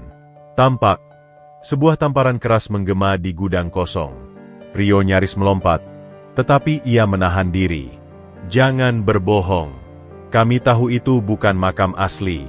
Sekarang, buktinya. Di mana bukti yang disimpan Bambang? Kau pasti tahu. Kau bagian dari jaringan mereka dulu. Mereka mencari bukti yang sama yang disebutkan dalam catatan Pak Bambang. Mereka belum mendapatkannya. Dan mereka berpikir Pak Karno terlibat lebih dalam. Rio berada dalam dilema yang menyiksa. Jika ia menerobos masuk, ia dan Pak Karno mungkin sama-sama terbunuh. Ia hanya satu orang, melawan 2 preman profesional yang mungkin bersenjata. Tapi ia tidak bisa membiarkan Pak Karno disiksa lebih lama. Otaknya bekerja cepat. Ia ingat kondisi gudang tua ini. Strukturnya rapuh. Ia juga ingat, dari desas-desus masa kecil, bahwa di belakang gudang ini ada lubang galian tua yang sangat dalam, ditutupi oleh semak-semak. Sebuah rencana nekat terbentuk. Ia merayap keliling gudang, menemukan tumpukan kalengket tua dan beberapa liter sisa minyak tanah yang mungkin digunakan untuk obor. Dengan korek api yang selalu ia bawa, ia menyiapkan sebuah gangguan. Ia mengalihkan perhatian. Di sisi lain gudang, jauh dari tempat Pak Karno diikat, ia melemparkan kaleng kosong ke arah lubang galian. Suara gemerincing dan gema dari lubang yang dalam membuat kedua penjaga itu menegang. Siapa? Mereka berteriak, mengarahkan senter ke arah suara. Saat mereka berdua berjalan hati-hati ke arah sumber suara, Rio bergerak cepat. Ia menyelinap masuk dari pintu belakang yang sudah reap, langsung menghampiri Pak Karno. Kek, saya Rio. Bisiknya sambil mencoba membuka ikatan dengan pisau lipat kecilnya. Mata Pak Karno membelalak, campuran lega dan horor. Rio? Bodoh. Mereka akan membunuhmu. Ikuti saya, cepat. Ikatan terlepas. Tapi langkah mereka sudah terlambat. Salah satu penjaga, yang lebih waspada, sudah berbalik. Hei, di situ. Tembakan pecah. Bukan peluru sungguhan, tapi tembakan peringatan ke atas langit-langit yang membuat debu beterbangan. Rio menarik Pak Karno berlari keluar melalui pintu belakang, menuju kegelapan. Lari! Ke arah lubang galian tua, teriak Rio. Itu adalah rencana gila. Mereka tahu letak lubang itu dan bisa menghindarinya, sementara pengejar yang tidak tahu medan mungkin akan terjatuh. Lari-lari kecil di kegelapan, dengan Pak Karno yang tersengal-sengal. Suara teriakan dan langkah kaki berat di belakang mereka. Rio menuntun Pak Karno berbelok tajam di antara reruntuhan, menghindari jebakan lubang yang ia ketahui. "Stop atau kami tembak!" teriak pengejar. Saat mereka mendekati area berbahaya, Rio mendorong Pak Karno untuk bersembunyi di balik tumpukan batu. "Tunggu di sini." Kemudian, dengan berani, Rio berteriak ke arah kegelapan di mana para penjaga berada. "Buktinya ada di tangan saya. Mau ikut saya?" Ia kemudian berlari, sengaja membuat suara, mengarah ke sebuah jalur sempit yang seolah-olah aman, tetapi berujung pada lubang galian tersembunyi yang ia tandai sebelumnya dengan sebatang tongkat. Dua penjaga itu, marah dan bernafsu mengejar bukti, tergesa-gesa mengikuti. Rio, dengan kelincahan anak kampung yang mengenal medan, melompati sebuah parit kecil tepat sebelum area berbahaya. Ia merapat ke samping, bersembunyi. Kraak, suara kayu patah, lalu teriakan panik, dan akhirnya sebuah suara jatuh yang dalam, diikuti oleh cipratan air yang jauh di bawah. Hanya satu teriakan. Yang satu mungkin berhasil menahan diri, atau terjatuh lebih dulu. Rio tidak menunggu. Ia kembali ke tempat Pak Karno. "Kek, cepat, sebelum ada yang lain." Dengan sisa tenaga terakhir, mereka lari menjauh dari gudang, menyusuri tepi sungai, dan akhirnya menemukan sebuah gubuk nelayan tua yang kosong. Di sana, mereka beristirahat, napas tersengal-sengal. Pak Karno memandang Rio, air mata mengalir di wajahnya yang lebam. "Kenapa kau kembali, Nak?" "Sudah kakek bilang lari." "Karena kek sudah seperti keluarga," jawab Rio sederhana. "Saya tidak akan meninggalkan keluarga." Mereka berpelukan, sebuah pelukan antara dua orang yang terasing dan terancam, namun kini bersatu dalam perjuangan. Pengorbanan Rio, mempertaruhkan nyawanya untuk kembali, telah menyelamatkan Pak Karno. Tapi konflik belum berakhir. Satu penjaga mungkin masih hidup, atau ada lebih banyak lagi yang datang. Mereka sekarang adalah buronan bersama, dengan musuh yang semakin dekat dan semakin berbahaya. Di gubuk nelayan yang gelap, dengan desir sungai sebagai latar, mereka merencanakan langkah selanjutnya. Pak Karno tidak bisa kembali ke desa. Rio tidak bisa melanjutkan pencarian dengan cara yang sama. Mereka harus berpisah lagi, tapi kali ini dengan strategi yang lebih baik, dan dengan sebuah ikatan yang lebih kuat. Ikatan antara penyelamat dan yang diselamatkan, antara rahasia dan pembongkarnya. Fajar di gubuk nelayan membawa kenyataan yang pahit. Pak Karno demam, tubuh tuanya tidak tahan dengan siksaan, ketakutan, dan pelarian malam hari. Rio membersihkan luka-luka di wajah sang kakek dengan air sungai. Hatinya penuh amarah membara. Setiap lebam adalah bukti nyata kejahatan orang-orang yang berusaha menutupi rahasia 20 tahun lalu. "Kau harus pergi, Nak," desis Pak Karno, suaranya nyaris tak terdengar. "Bawa ini." Dari balik ikat pinggangnya yang sobek, ia mengeluarkan selembar foto kecil yang dilaminasi, sudah kuning dan lembab. Foto itu menunjukkan tiga pria muda berdiri di depan papan proyek besar bertuliskan, "Proyek Delta, Pembangunan Waduk Tirtasari." Salah satunya adalah Pak Karno yang jauh lebih muda, tersenyum canggung. Dua pria lainnya berdiri lebih percaya diri. "Siapa mereka, Kek?" tanya Rio, matanya meneliti wajah-wajah di foto. Yang di tengah, dengan kacamata, itu Hendra. Tapi dulu kami memanggilnya Heru. Dia kepala proyek. Pak Karno menunjuk. Yang di sampingnya, dengan senyum lebar, itu Satria, ayahmu. Rio menatap wajah ayahnya yang muda, penuh semangat. Dadanya terasa panas. Dan yang di ujung, yang memegang helm, itu Bambang. Dia sopir dan logistik. Kek kenal mereka. Dulu, sebelum jadi juru kunci penuh waktu, aku kerja serabutan. Jadi kuli proyek di Delta. Heru, dia licik, tapi pintar. Dia yang merekrutku untuk kerjaan sampingan. Aku yang jadi penghubung untuk hal-hal yang tidak resmi. Pak Karno menunduk, malu. Aku yang antar surat-surat palsu, yang beli stempel fiktif. Aku tahu ada penggelembungan dana besar-besaran. Satria dan Ratna, mereka yang menemukan buktinya. Mereka mendatangiku, meminta bantuan untuk mengungkap. Tapi aku takut. Aku menolak.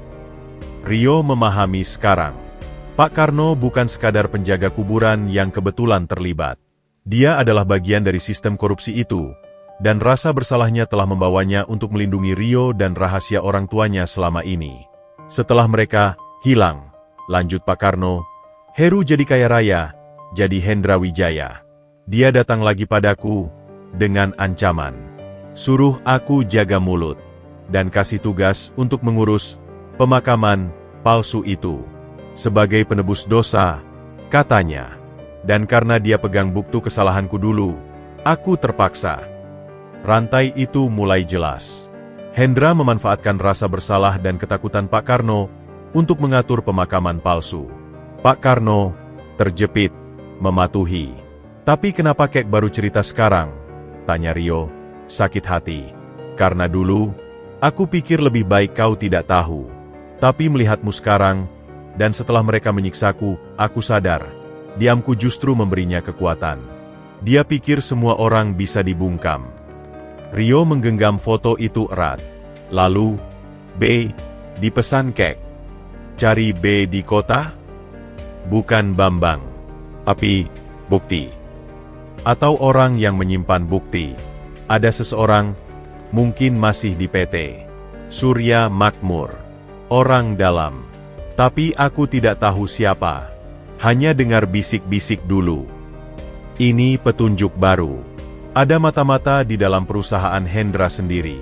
Karena kondisi Pak Karno, Rio harus memindahkannya ke tempat yang lebih aman. Ia menghubungi satu-satunya orang yang masih bisa dipercaya di desa, Roni. Dengan janji imbalan yang akan dibayar kelak, Roni setuju menyembunyikan Pak Karno di rumah neneknya yang sudah tua dan tinggal di ujung desa terpencil, jauh dari keramaian. Setelah memastikan Pak Karno relatif aman, Rio kembali ke kota. Namun, ia tidak lagi menjadi office boy yang pasif. Ia punya misi baru, menyusup ke dalam PT Surya Makmur. Foto itu, dan pengakuan Pak Karno, adalah kunci. Ia tahu Hendra adalah musuhnya. Sekarang ia perlu bukti, dan B, yang misterius itu, bukan sebagai office boy, tapi sebagai pekerja kasar. Lowongan untuk tenaga kebersih dan helper di proyek pembangunan gedung baru PT Surya Makmur sedang dibuka. Rio melamar dengan identitas baru, menggunakan nama palsu, Rian. Pengalaman kerjanya yang beragam memudahkannya diterima. Inilah dunia yang sama sekali berbeda. Bukan gedung ber-AC yang berkilau, tapi tapak proyek yang berdebu, bising, dan keras. Rio ditempatkan di tim kebersihan yang bertugas membersihkan area kantor sementara para insinyur dan manajer. Di sini, di antara ember pel dan sampah konstruksi, informasi mengalir bebas. Para pekerja kasar adalah gudang gosip, terutama tentang atasan-atasan mereka. Rio menyimpan foto tua itu di saku dalamnya. Suatu hari, saat sedang membersihkan ruang istirahat para mandor, ia melihat seorang pria parubaya dengan kacamata dan wajah lelah sedang duduk sendirian, menatap laptop tua. Di jaketnya tertera logo PT Surya Makmur dan nama B. Harsono. B. Hati Rio berdebar. Apakah ini B yang dimaksud? Ia memberanikan diri. Maaf, Pak. Minta izin bersih-bersih. Pria itu, Pak Harsono, hanya melambai tanpa menoleh. Rio membersihkan perlahan, mengamati. Di laptopnya, terbuka spreadsheet proyek lama. Judulnya, Anggaran Proyek Delta, Revisi Final. Rio hampir menjatuhkan ember. Ini dia. Bukti langsung. Saat ia berdiri terlalu lama, Pak Harsono akhirnya menoleh. Ada apa? Maaf, Pak. Saya lihat judulnya. Proyek Delta. Bapak terlibat di proyek legendaris itu ya? Ucap Rio, berusaha terdengar seperti pekerja muda yang ingin tahu. Wajah Harsono berubah, menjadi waspada dan tertutup. Itu sudah lama. Jangan banyak tanya. Selesaikan pekerjaanmu. Tapi Rio tidak menyerah. Ia memperhatikan pola Pak Harsono. Pria itu sering pulang paling akhir, selalu tampak tegang, dan sering berdebat halus dengan atasan yang lebih muda. Ia juga masih menggunakan laptop tua, tidak seperti staf lain yang sudah dikirimkan laptop baru. Sepertinya dia diasingkan. atau sengaja dijauhkan dari informasi penting. Beberapa hari kemudian, kesempatan datang. Saat hampir semua orang sudah pulang, Rio berpura-pura masih membereskan peralatan. Ia melihat Pak Harsono meninggalkan ruangannya menuju toilet, tapi laptopnya masih menyala, tidak terkunci. Ini risiko besar, tapi Rio mengambilnya. Dengan cepat, ia mendekati laptop, memasukkan flash drive murah yang sudah ia siapkan, dan mulai menyalin file-file yang ia lihat berhubungan dengan proyek Delta. Tangannya berkeringat, telinganya mendengar setiap suara. Tiba-tiba, langkah kaki. Rio mencabut flash drive dan kembali ke posisi membereskan ember tepat saat Pak Harsono kembali. "Kamu masih di sini?" tanya Harsono curiga. "Bersih-bersih akhir, Pak. Mau pulang sebentar lagi." Harsono melihat ke arah laptopnya, lalu ke Rio. Matanya menyipit. "Jangan sentuh barang-barang di sini." "Tentu tidak, Pak." Rio pergi dengan jantung berdebar kencang. Malam itu, di warnet, ia membuka isi flash drive. Ada ratusan file, tapi satu folder bernama "Penyimpangan" menarik perhatiannya. Di dalamnya, ada scan laporan audit internal yang menunjuk langsung pada Heru, Hendra, sebagai otak penggelembungan dana. Ada juga surat pengaduan resmi yang ditandatangani oleh Satria Wijaya dan Ratna Dewi, serta catatan tentang ancaman yang mereka terima. Dan yang paling mencengangkan, sebuah rekaman audio dalam format lama, dengan label "Percakapan dengan HW, Solusi Terakhir". Rio mendengarkan rekaman itu dengan headphone. Suaranya parau dan berisik, tapi cukup jelas. Suara pertama, lebih muda, gugup. "Tapi, Heru, ini sudah keterlaluan. Mereka mau bawa ke KPK." Suara kedua, dalam, dingin, dikenali Rio sebagai suara Hendra. "Mereka tidak akan sampai kemana-mana. Saya sudah atur. Mereka akan hilang dalam kecelakaan. Tapi jenazahnya tidak boleh ditemukan. Perlu pengalihan." Suara pertama, "Itu gila. Pembunuhan. Hendra, ini perang. Mereka mau menghancurkan kita semua. Kamu, saya, semua yang terlibat. Ini untuk bertahan hidup. Saya butuh kamu untuk urus jenazah pengganti. Ada narapidana yang mati di rumah sakit, tidak ada keluarga. Pakai itu." Suara pertama, terdiam lama, "Aku tidak bisa." "Hendra, kamu bisa. Ingat, semua bukti yang memberatkanmu ada di tanganku. Lakukan ini, atau kamu akan mendekam seumur hidup, dan keluargamu akan menderita." Rekaman itu berakhir. Suara pertama, "Itu suara siapa?" "Bukan Pak Karno.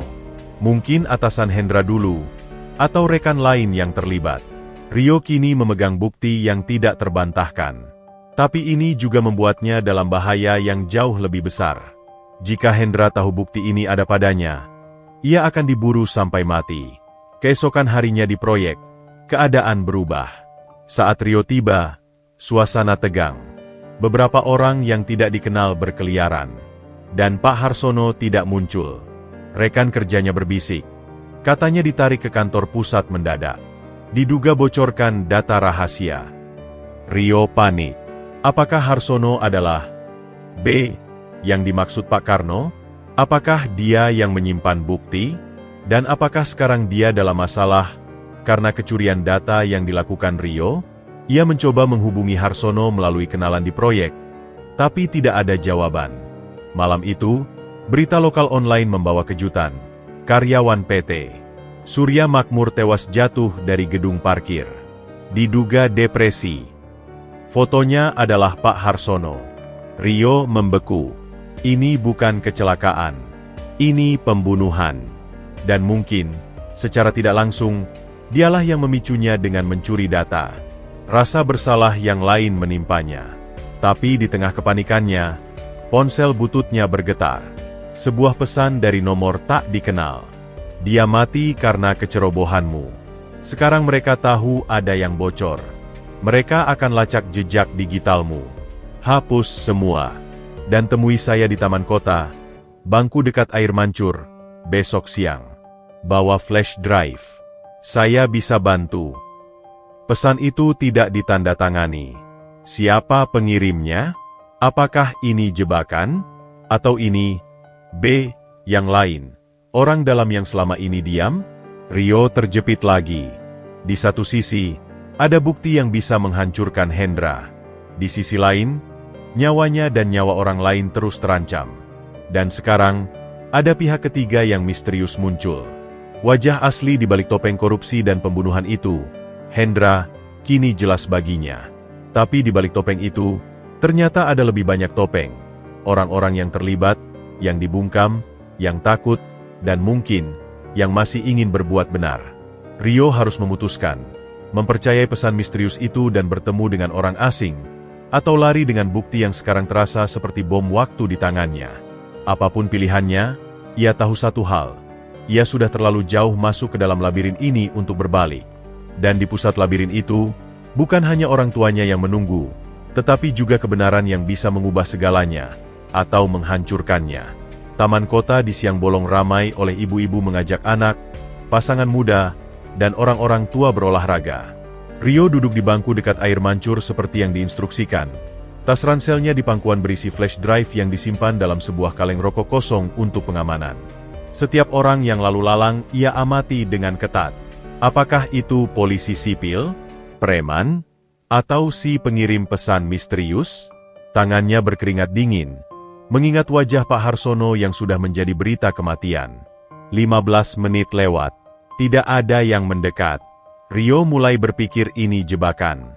Saat ia akan berdiri untuk pergi, seorang wanita paruh baya dengan keranjang belanja dan payung sederhana duduk di ujung bangku yang sama, berjarak 2 tempat duduk. Dia membuka sebuah buku, tetapi tidak membacanya. "Jangan lihat ke sini," bisik wanita itu. Suaranya rendah namun jelas terdengar di tengah gemercik air mancur. "Dengarkan saja. Aku Tari. Aku bekerja untuk ibumu dulu." Rio membeku. "Bu Tari? Nama yang pernah disebut Pak Karno secara samar?" Jantungnya berdegup kencang. "Kau punya barang itu?" tanya wanita itu, masih pura-pura melihat bukunya. "Bagaimana saya bisa percaya?" balas Rio, menatap lurus ke depan. 21 tahun lalu, Ratna memberiku kalung Phoenix yang sama persis dengan yang kau pakai sekarang. Dia bilang, simpan untuk Rio, jika suatu hari dia datang mencari kebenaran. Tapi kalung itu dicuri dari tempat persembunyianku seminggu setelah mereka menghilang. Orang-orang Hendra merampasnya. Rio tidak bisa menahan diri. Ia melirik cepat. Wanita itu berusia sekitar 50-an. Wajahnya biasa saja, mudah tenggelam dalam keramaian, tapi matanya tajam dan penuh kesedihan yang tertahan. "Apa buktinya?"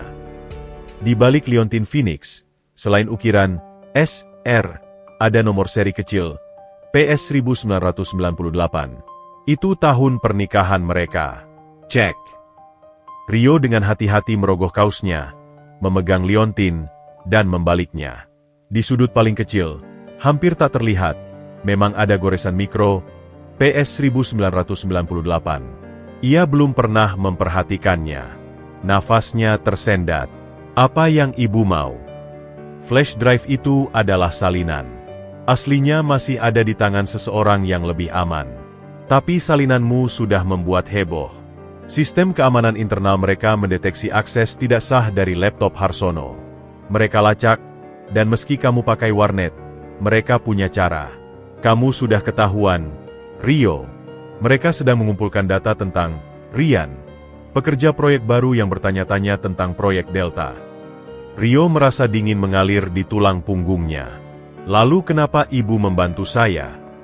"Karena aku berhutang nyawa pada Ratna. Dan karena..." Suaranya tercekat sebentar. "Karena mungkin hanya kamu yang bisa membawa mereka pulang. Mereka masih hidup." Rio berbisik, penuh harap dan takut. Tidak ada yang tahu pasti. Tapi ada sinyal. Mereka berusaha berkomunikasi dulu, sebelum benar-benar menghilang. "Selama ini aku hanya mengawasi dari jauh, seperti yang diminta Ratna. Jaga Rio, tapi jangan ungkap siapa dia, agar dia hidup normal." Tapi setelah Pak Karno bicara, segalanya berubah. Bu Tari menutup bukunya. "Kita tidak bisa bicara lama. Berikan flash drive-nya." Aku punya jaringan yang bisa mengamankan bukti itu dan mulai menggunakan tekanan hukum. Tapi kamu harus menghadapinya langsung. Menghadapi siapa? Hendra. Dia ingin bertemu denganmu. Rio terkaget. Apa? Kenapa? Karena dia melihat fotomu di database keamanan proyek. Dan dia mengenalimu. Dia meneleponku. Karena dia tahu aku adalah satu-satunya yang tersisa dari lingkaran Ratna yang mungkin menjaga rahasia, dan meminta untuk mengatur pertemuan. Dia bilang, aku ingin bicara dengan anak itu. Berdua saja. Ini jebakan. Dia akan membunuhku seperti Harsono. Mungkin, aku Butari dengan jujur. Tapi ini juga kesempatan. Dia penasaran. Dan orang penasaran bisa membuat kesalahan. Dia akan mencoba membujukmu, membelimu, atau mengancammu. Dari situlah kita bisa mendapatkan lebih banyak. Tapi, kamu harus setuju. Rio memikirkan Pak Karno yang babak belur, Pak Harsono yang tewas, dan orang tuanya yang hilang. Dia juga memikirkan kalung di dadanya. Ini mungkin satu-satunya kesempatan untuk berdiri di hadapan pria yang menghancurkan keluarganya. Di mana? Kapan? Besok malam. Di rumahnya. Dia akan menyuruh supirnya menjemputmu. Kamu akan diantar, diperiksa, tapi tidak akan ada kekerasan, janjinya. Dia ingin bicara seperti pria beradab, katanya. Suara Butari syarat ironi. Ambil kesempatan ini. Rekam setiap pembicaraan. Dia menyelipkan sebuah pena kecil ke sela-sela bangku. Ini perekam.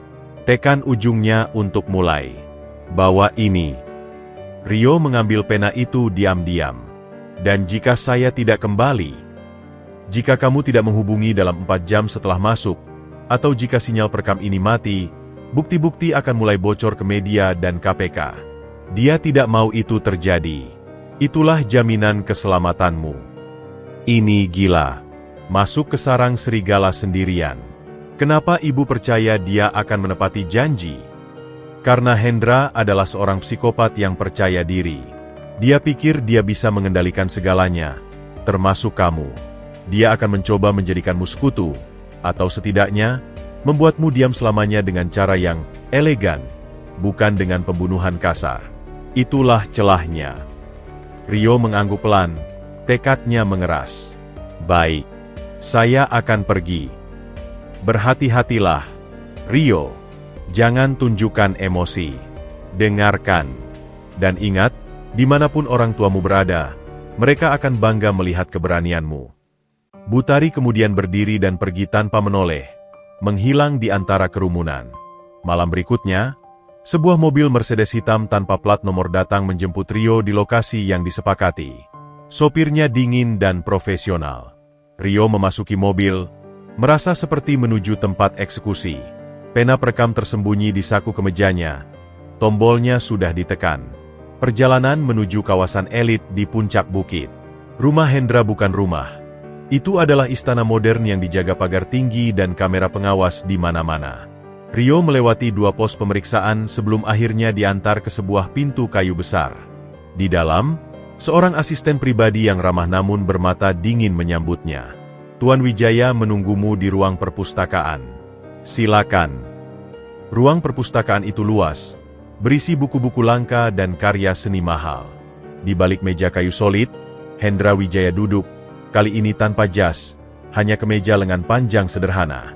Dia terlihat lebih tua dari di majalah, lebih manusiawi, namun aura kekuasaannya terasa menyelimuti ruangan. Rio, silakan duduk. Hendra menyapanya, seolah mereka kenalan lama. Minum? Teh? Kopi? Tidak, terima kasih, jawab Rio, berusaha tenang. Dia duduk di kursi di seberang meja. Hendra mengamatinya dengan seksama, seperti seorang kolektor memperhatikan barang antik. Kau berani datang. Itu bagus. Kata Butari, Bapak ingin bicara. Ya, tentang banyak hal. Hendra bersandar di kursinya. Pertama, tentang Pak Karno. Kakek tua yang menjengkelkan itu. Dia baik-baik saja, kan? Saya dengar dia mengalami kecelakaan. Rio menggigit bibir dalam. Dia akan baik-baik saja. Bagus. Saya tidak suka kekerasan. Tapi kadang, itu diperlukan. Hendra mengambil segelas air.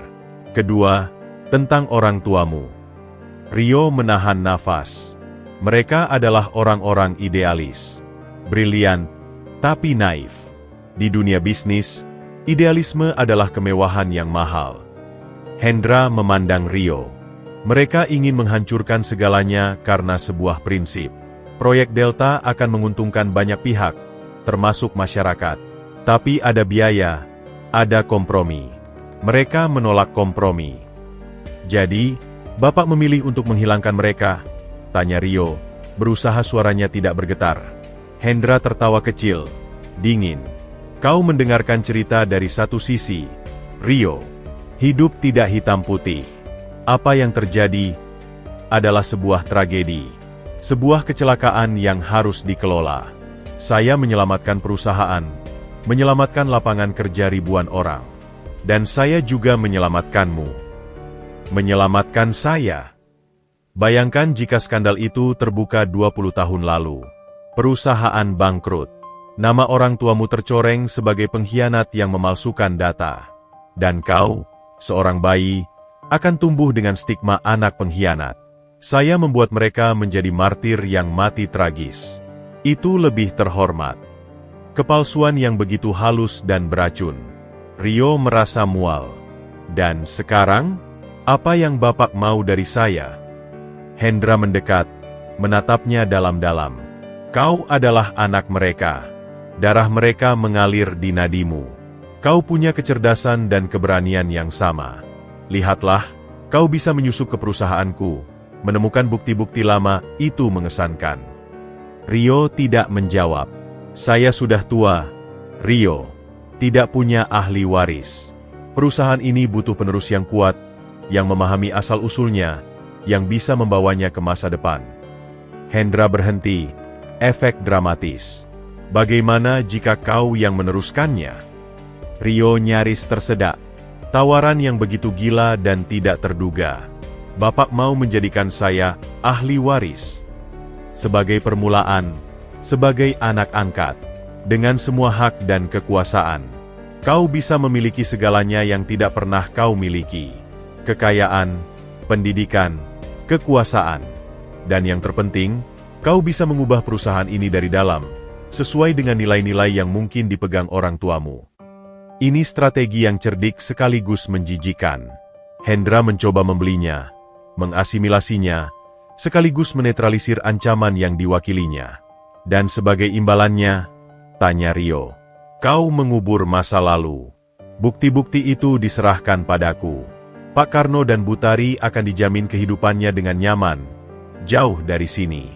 Dan kita tidak akan pernah membicarakan kecelakaan itu lagi. Kita membangun cerita baru, anak dari rekan lama yang saya temukan dan besarkan. Rio memandang pria di seberangnya. Di balik kata-kata manis itu, ada ancaman yang jelas, ikuti atau hancur.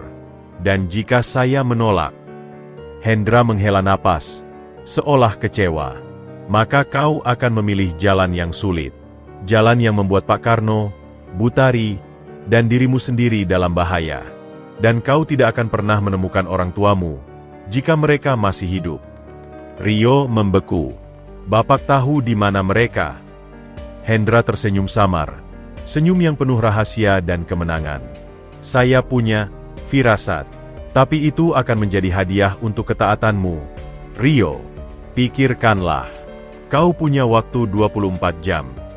Pertemuan itu berakhir. Rio diantar keluar dengan mobil yang sama. Dalam perjalanan pulang, ia masih merasakan getaran dari pertemuan itu. Bukan ketakutan, tetapi kemarahan yang membeku. Hendra tidak hanya ingin menutupi kejahatannya. Dia ingin mencaplok Rio, mengubahnya menjadi alat, mengkhianati darahnya sendiri. Tetapi satu hal yang tertancap, dan kau tidak akan pernah menemukan orang tuamu, jika mereka masih hidup. Itu berarti Hendra mungkin tahu sesuatu. Atau minimal, dia punya dugaan. Kembali di kamar kontrakannya yang pengap, Rio memainkan rekaman percakapan itu. Suara Hendra yang dingin dan penuh kalkulasi terdengar jelas. Ini adalah bukti baru, pengakuan tidak langsung. Dia menghubungi Butari. Dia menawarkan saya untuk menjadi ahli warisnya. Sudah kuduga, jawab Butari. Itu gaya dia, melahap musuhnya. Apa yang akan kau lakukan? Rio memandang foto ayahnya yang muda di foto proyek Delta, lalu memegang liontin Phoenix. Selamanya bangkit. Selamanya bangkit, gumamnya. Saya tidak akan bangkit dengan menginjak kuburan orang tua saya sendiri. Artinya, dia harus menolak. Dan itu berarti perang terbuka dengan salah satu orang paling berkuasa di kota. Tapi di dalam hatinya, tekad itu sudah membatu. Pertemuan itu telah menggetarkan jiwanya, tapi bukan dengan ketakutan. Itu menggetarkan sebuah kepastian, bahwa kebenaran harus dibayar dengan keberanian, dan bahwa dia, Rio, anak Satria dan Ratna, siap membayar harganya. Malam itu, Rio mulai merencanakan langkah selanjutnya. Dia tidak akan menjadi korban lagi, atau boneka. Dia akan menjadi pemburu.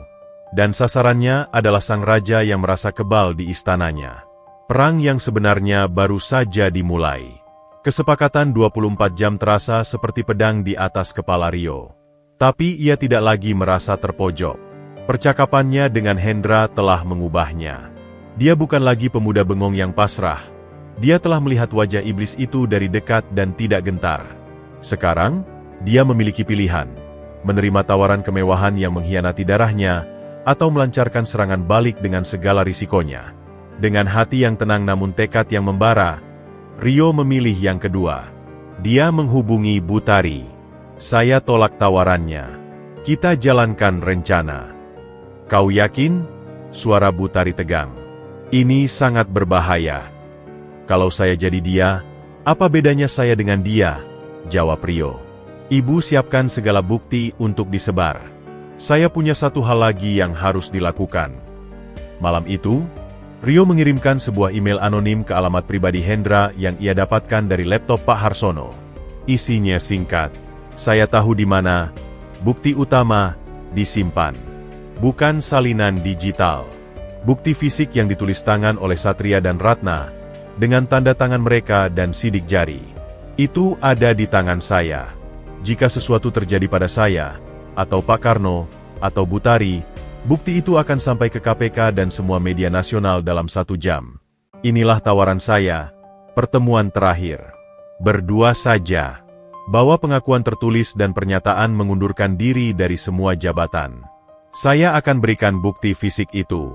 Atau kita semua tenggelam bersama. Email itu adalah tebakan. Sebuah gertakan berdasarkan petunjuk, bukti, dari catatan Pak Bambang. Rio tidak yakin bukti fisik itu ada. Tapi Hendra, yang paranoid dan percaya bahwa segala kemungkinan ada, akan ketakutan. Tak lama, balasan datang. Di mana? Kapan? Rio menyusun rencananya dengan cermat. Dia memilih lokasi yang sangat simbolis. Bekas lokasi proyek Delta yang terbengkalai, di tepi Waduk Tirtasari yang sekarang menjadi kubangan air keruh. Tempat di mana segalanya bermula. Dia memberitahu Butari untuk mengirim semua bukti digital ke berbagai pihak berwenang dan jurnalis terpercaya, dengan jeda waktu. Jika Rio tidak mengirim kode aman, dalam 2 jam setelah pertemuan, semua bukti akan dirilis otomatis. Saat hari yang ditentukan tiba, langit mendung. Angin berhembus kencang di atas lahan kosong yang dipenuhi rumputan tinggi dan sisa-sisa pondasi beton. Rio berdiri sendirian di tengah puing, mengenakan jaket sederhana. Di sakunya, pena perekam dan juga sebuah pisau lipat kecil, untuk berjaga-jaga. Mobil yang sama dengan sebelumnya datang. Tapi kali ini, hanya Hendra yang turun, tanpa sopir. Dia mengenakan jas tebal, wajahnya lebih tua dan tegang dari pertemuan di perpustakaan. Berani sekali kau memilih tempat ini, ucap Hendra, suaranya hampir tenggelam dalam desir angin. Tempat di mana Bapak memulai segalanya. Tempat yang tepat untuk mengakhirinya. Balas Rio. Di mana buktinya? Pertama, pengakuan dan pernyataan pengunduran diri Anda, kata Rio, mengulurkan tangan. Hendra mengeluarkan sebuah amplop dari dalam jas. Semua sudah ditandatangani dan disaksikan notaris pribadi saya. Sekarang, Giliranmu. Rio mengeluarkan sebuah kotak kayu kecil dari tasnya. Di dalamnya, hanya ada selembar foto lama keluarga, Satria, Ratna, dan bayi Rio, yang ia dapatkan dari panti, dan sebuah surat yang ia tulis sendiri semalam, berisi pengakuan akan dosa-dosanya. Itu bukan bukti yang Hendra cari, tapi itu adalah simbol. Saat hendak bertukar, Hendra tiba-tiba menarik amplopnya.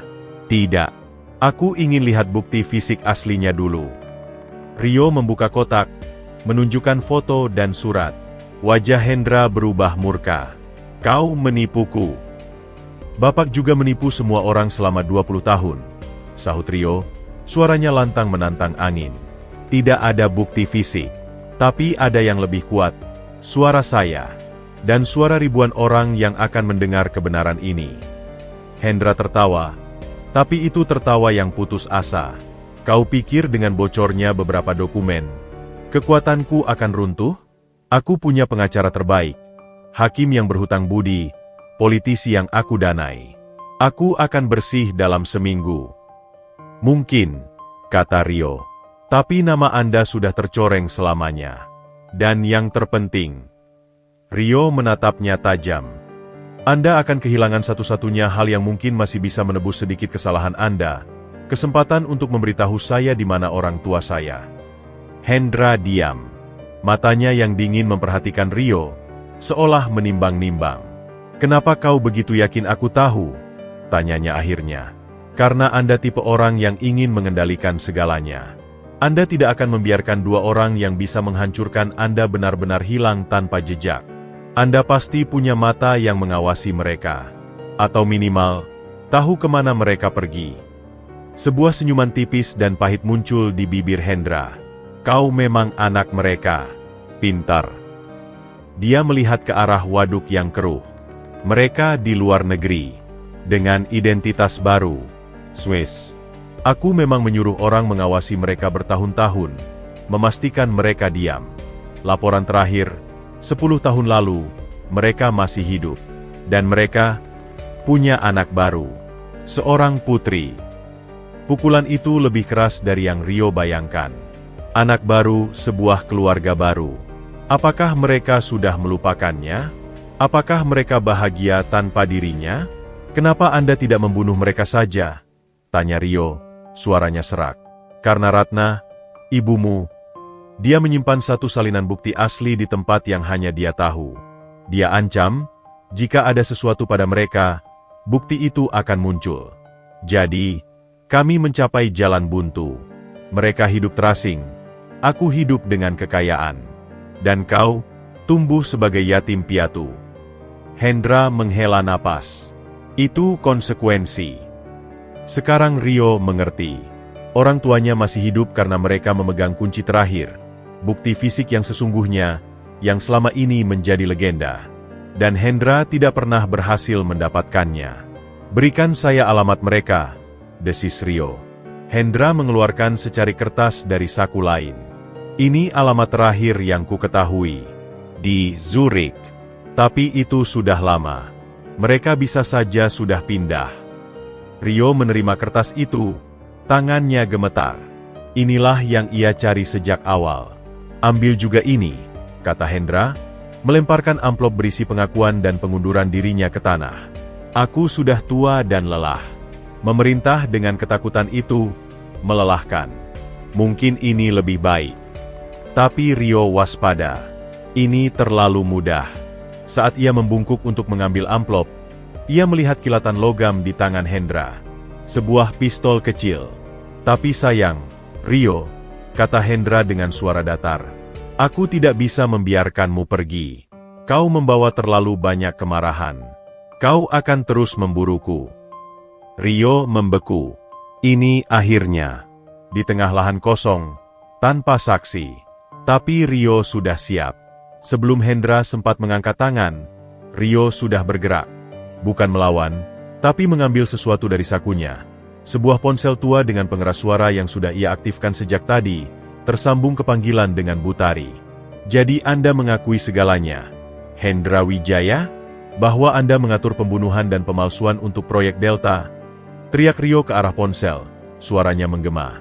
Hendra terkejut. Dia tidak menyadari bahwa percakapan mereka telah disiarkan langsung ke Butari, yang dengan cepat merekam dan meneruskan ke beberapa pihak yang sudah menunggu. Hendra mengangkat pistol, tapi wajahnya pucat. Rencananya runtuh. Suaranya sudah terdengar. Dari kejauhan, sirene mulai terdengar. Butari telah mengirimkan sinyal darurat dan lokasi mereka ke polisi yang sudah diajak bekerja sama oleh jaringan pengacara aktivis yang ia hubungi. Hendra panik. Dia melesat, bukan menembak Rio, tapi berbalik dan berlari ke arah mobilnya. Rio tidak mengejar. Dia berdiri di tengah angin, memegang kertas alamat di satu tangan dan ponsel di tangan lainnya. Dia mendengar suara Butari di telepon. "Rio, kau aman? Polisi sudah di jalan." "Amankah Kek Karno?" tanya Rio. "Aman. Sudah di lokasi rahasia. Rio, kita berhasil." Tapi kemenangan terasa hampa. Rio melihat mobil Hendra melaju kencang, menghilang di balik debu. Dia tahu, pertarungan hukum masih panjang. Tapi setidaknya, kebenaran sudah mulai terkuak. Beberapa minggu kemudian, berita gempar. Hendra Wijaya ditangkap di bandara saat mencoba kabur ke luar negeri. Skandal proyek Delta menghiasi semua media. PT Surya Makmur ambruk, sahamnya anjlok. Pengakuan tertulis Hendra dan semua rekaman bukti digital menjadi bahan pemeriksaan yang tak terbantahkan. Pak Karno, dengan kesaksiannya, menjadi saksi kunci. Dia akhirnya menemukan kedamaian, tinggal di sebuah rumah kecil yang aman dengan biaya dari kompensasi negara. Butari muncul ke publik, menjadi suara bagi Ratna dan Satria yang hilang. Dan Rio, dia memegang tiket pesawat ke Zurich. Di tangannya, alamat yang mungkin sudah tidak berlaku. Di dadanya, kalung Phoenix. Saat pesawat lepas landas, meninggalkan tanah kelahirannya yang penuh luka, Rio memandang keluar jendela. Dia tidak tahu apa yang akan ditemui. Apakah orang tuanya masih di sana? Apakah mereka akan menerimanya? Apakah adik perempuannya tahu tentang dirinya? Tapi satu hal yang ia tahu, dia bukan lagi pemuda miskin yang bengong di makam orang tua. Dia adalah Rio, anak Satria dan Ratna, yang telah membongkar kebohongan, menghadapi ketakutan, dan kini terbang menuju sebuah kemungkinan yang belum pasti. Pencariannya akan berakhir bukan di sebuah kuburan, tetapi di sebuah pintu rumah di negara asing. Apapun yang menunggu di balik pintu itu, penolakan, penerimaan, atau sebuah ruang kosong, dia sudah siap. Karena selama perjalanan ini, dia telah menemukan sesuatu yang lebih penting dari sekadar orang tua, dirinya sendiri. Seperti Phoenix dalam kalungnya, dia telah bangkit dari abu kepalsuan dan keputusasaan, siap menjalani hidup yang sebenarnya, dengan kebenaran sebagai pedomannya. Dan di suatu tempat di Zurich, seorang wanita parubaya dengan mata yang sama dengan Rio tiba-tiba merasakan degup jantung yang tidak biasa. Tanpa alasan yang jelas, dia berjalan ke jendela, memandang langit, dan tanpa sadar, tangannya memegang liontin Phoenix yang sama yang tersembunyi di balik bajunya, pasangan dari kalung Rio. Sebuah firasat, sebuah harapan yang lama tertahan, mulai bersemi kembali setelah 21 tahun.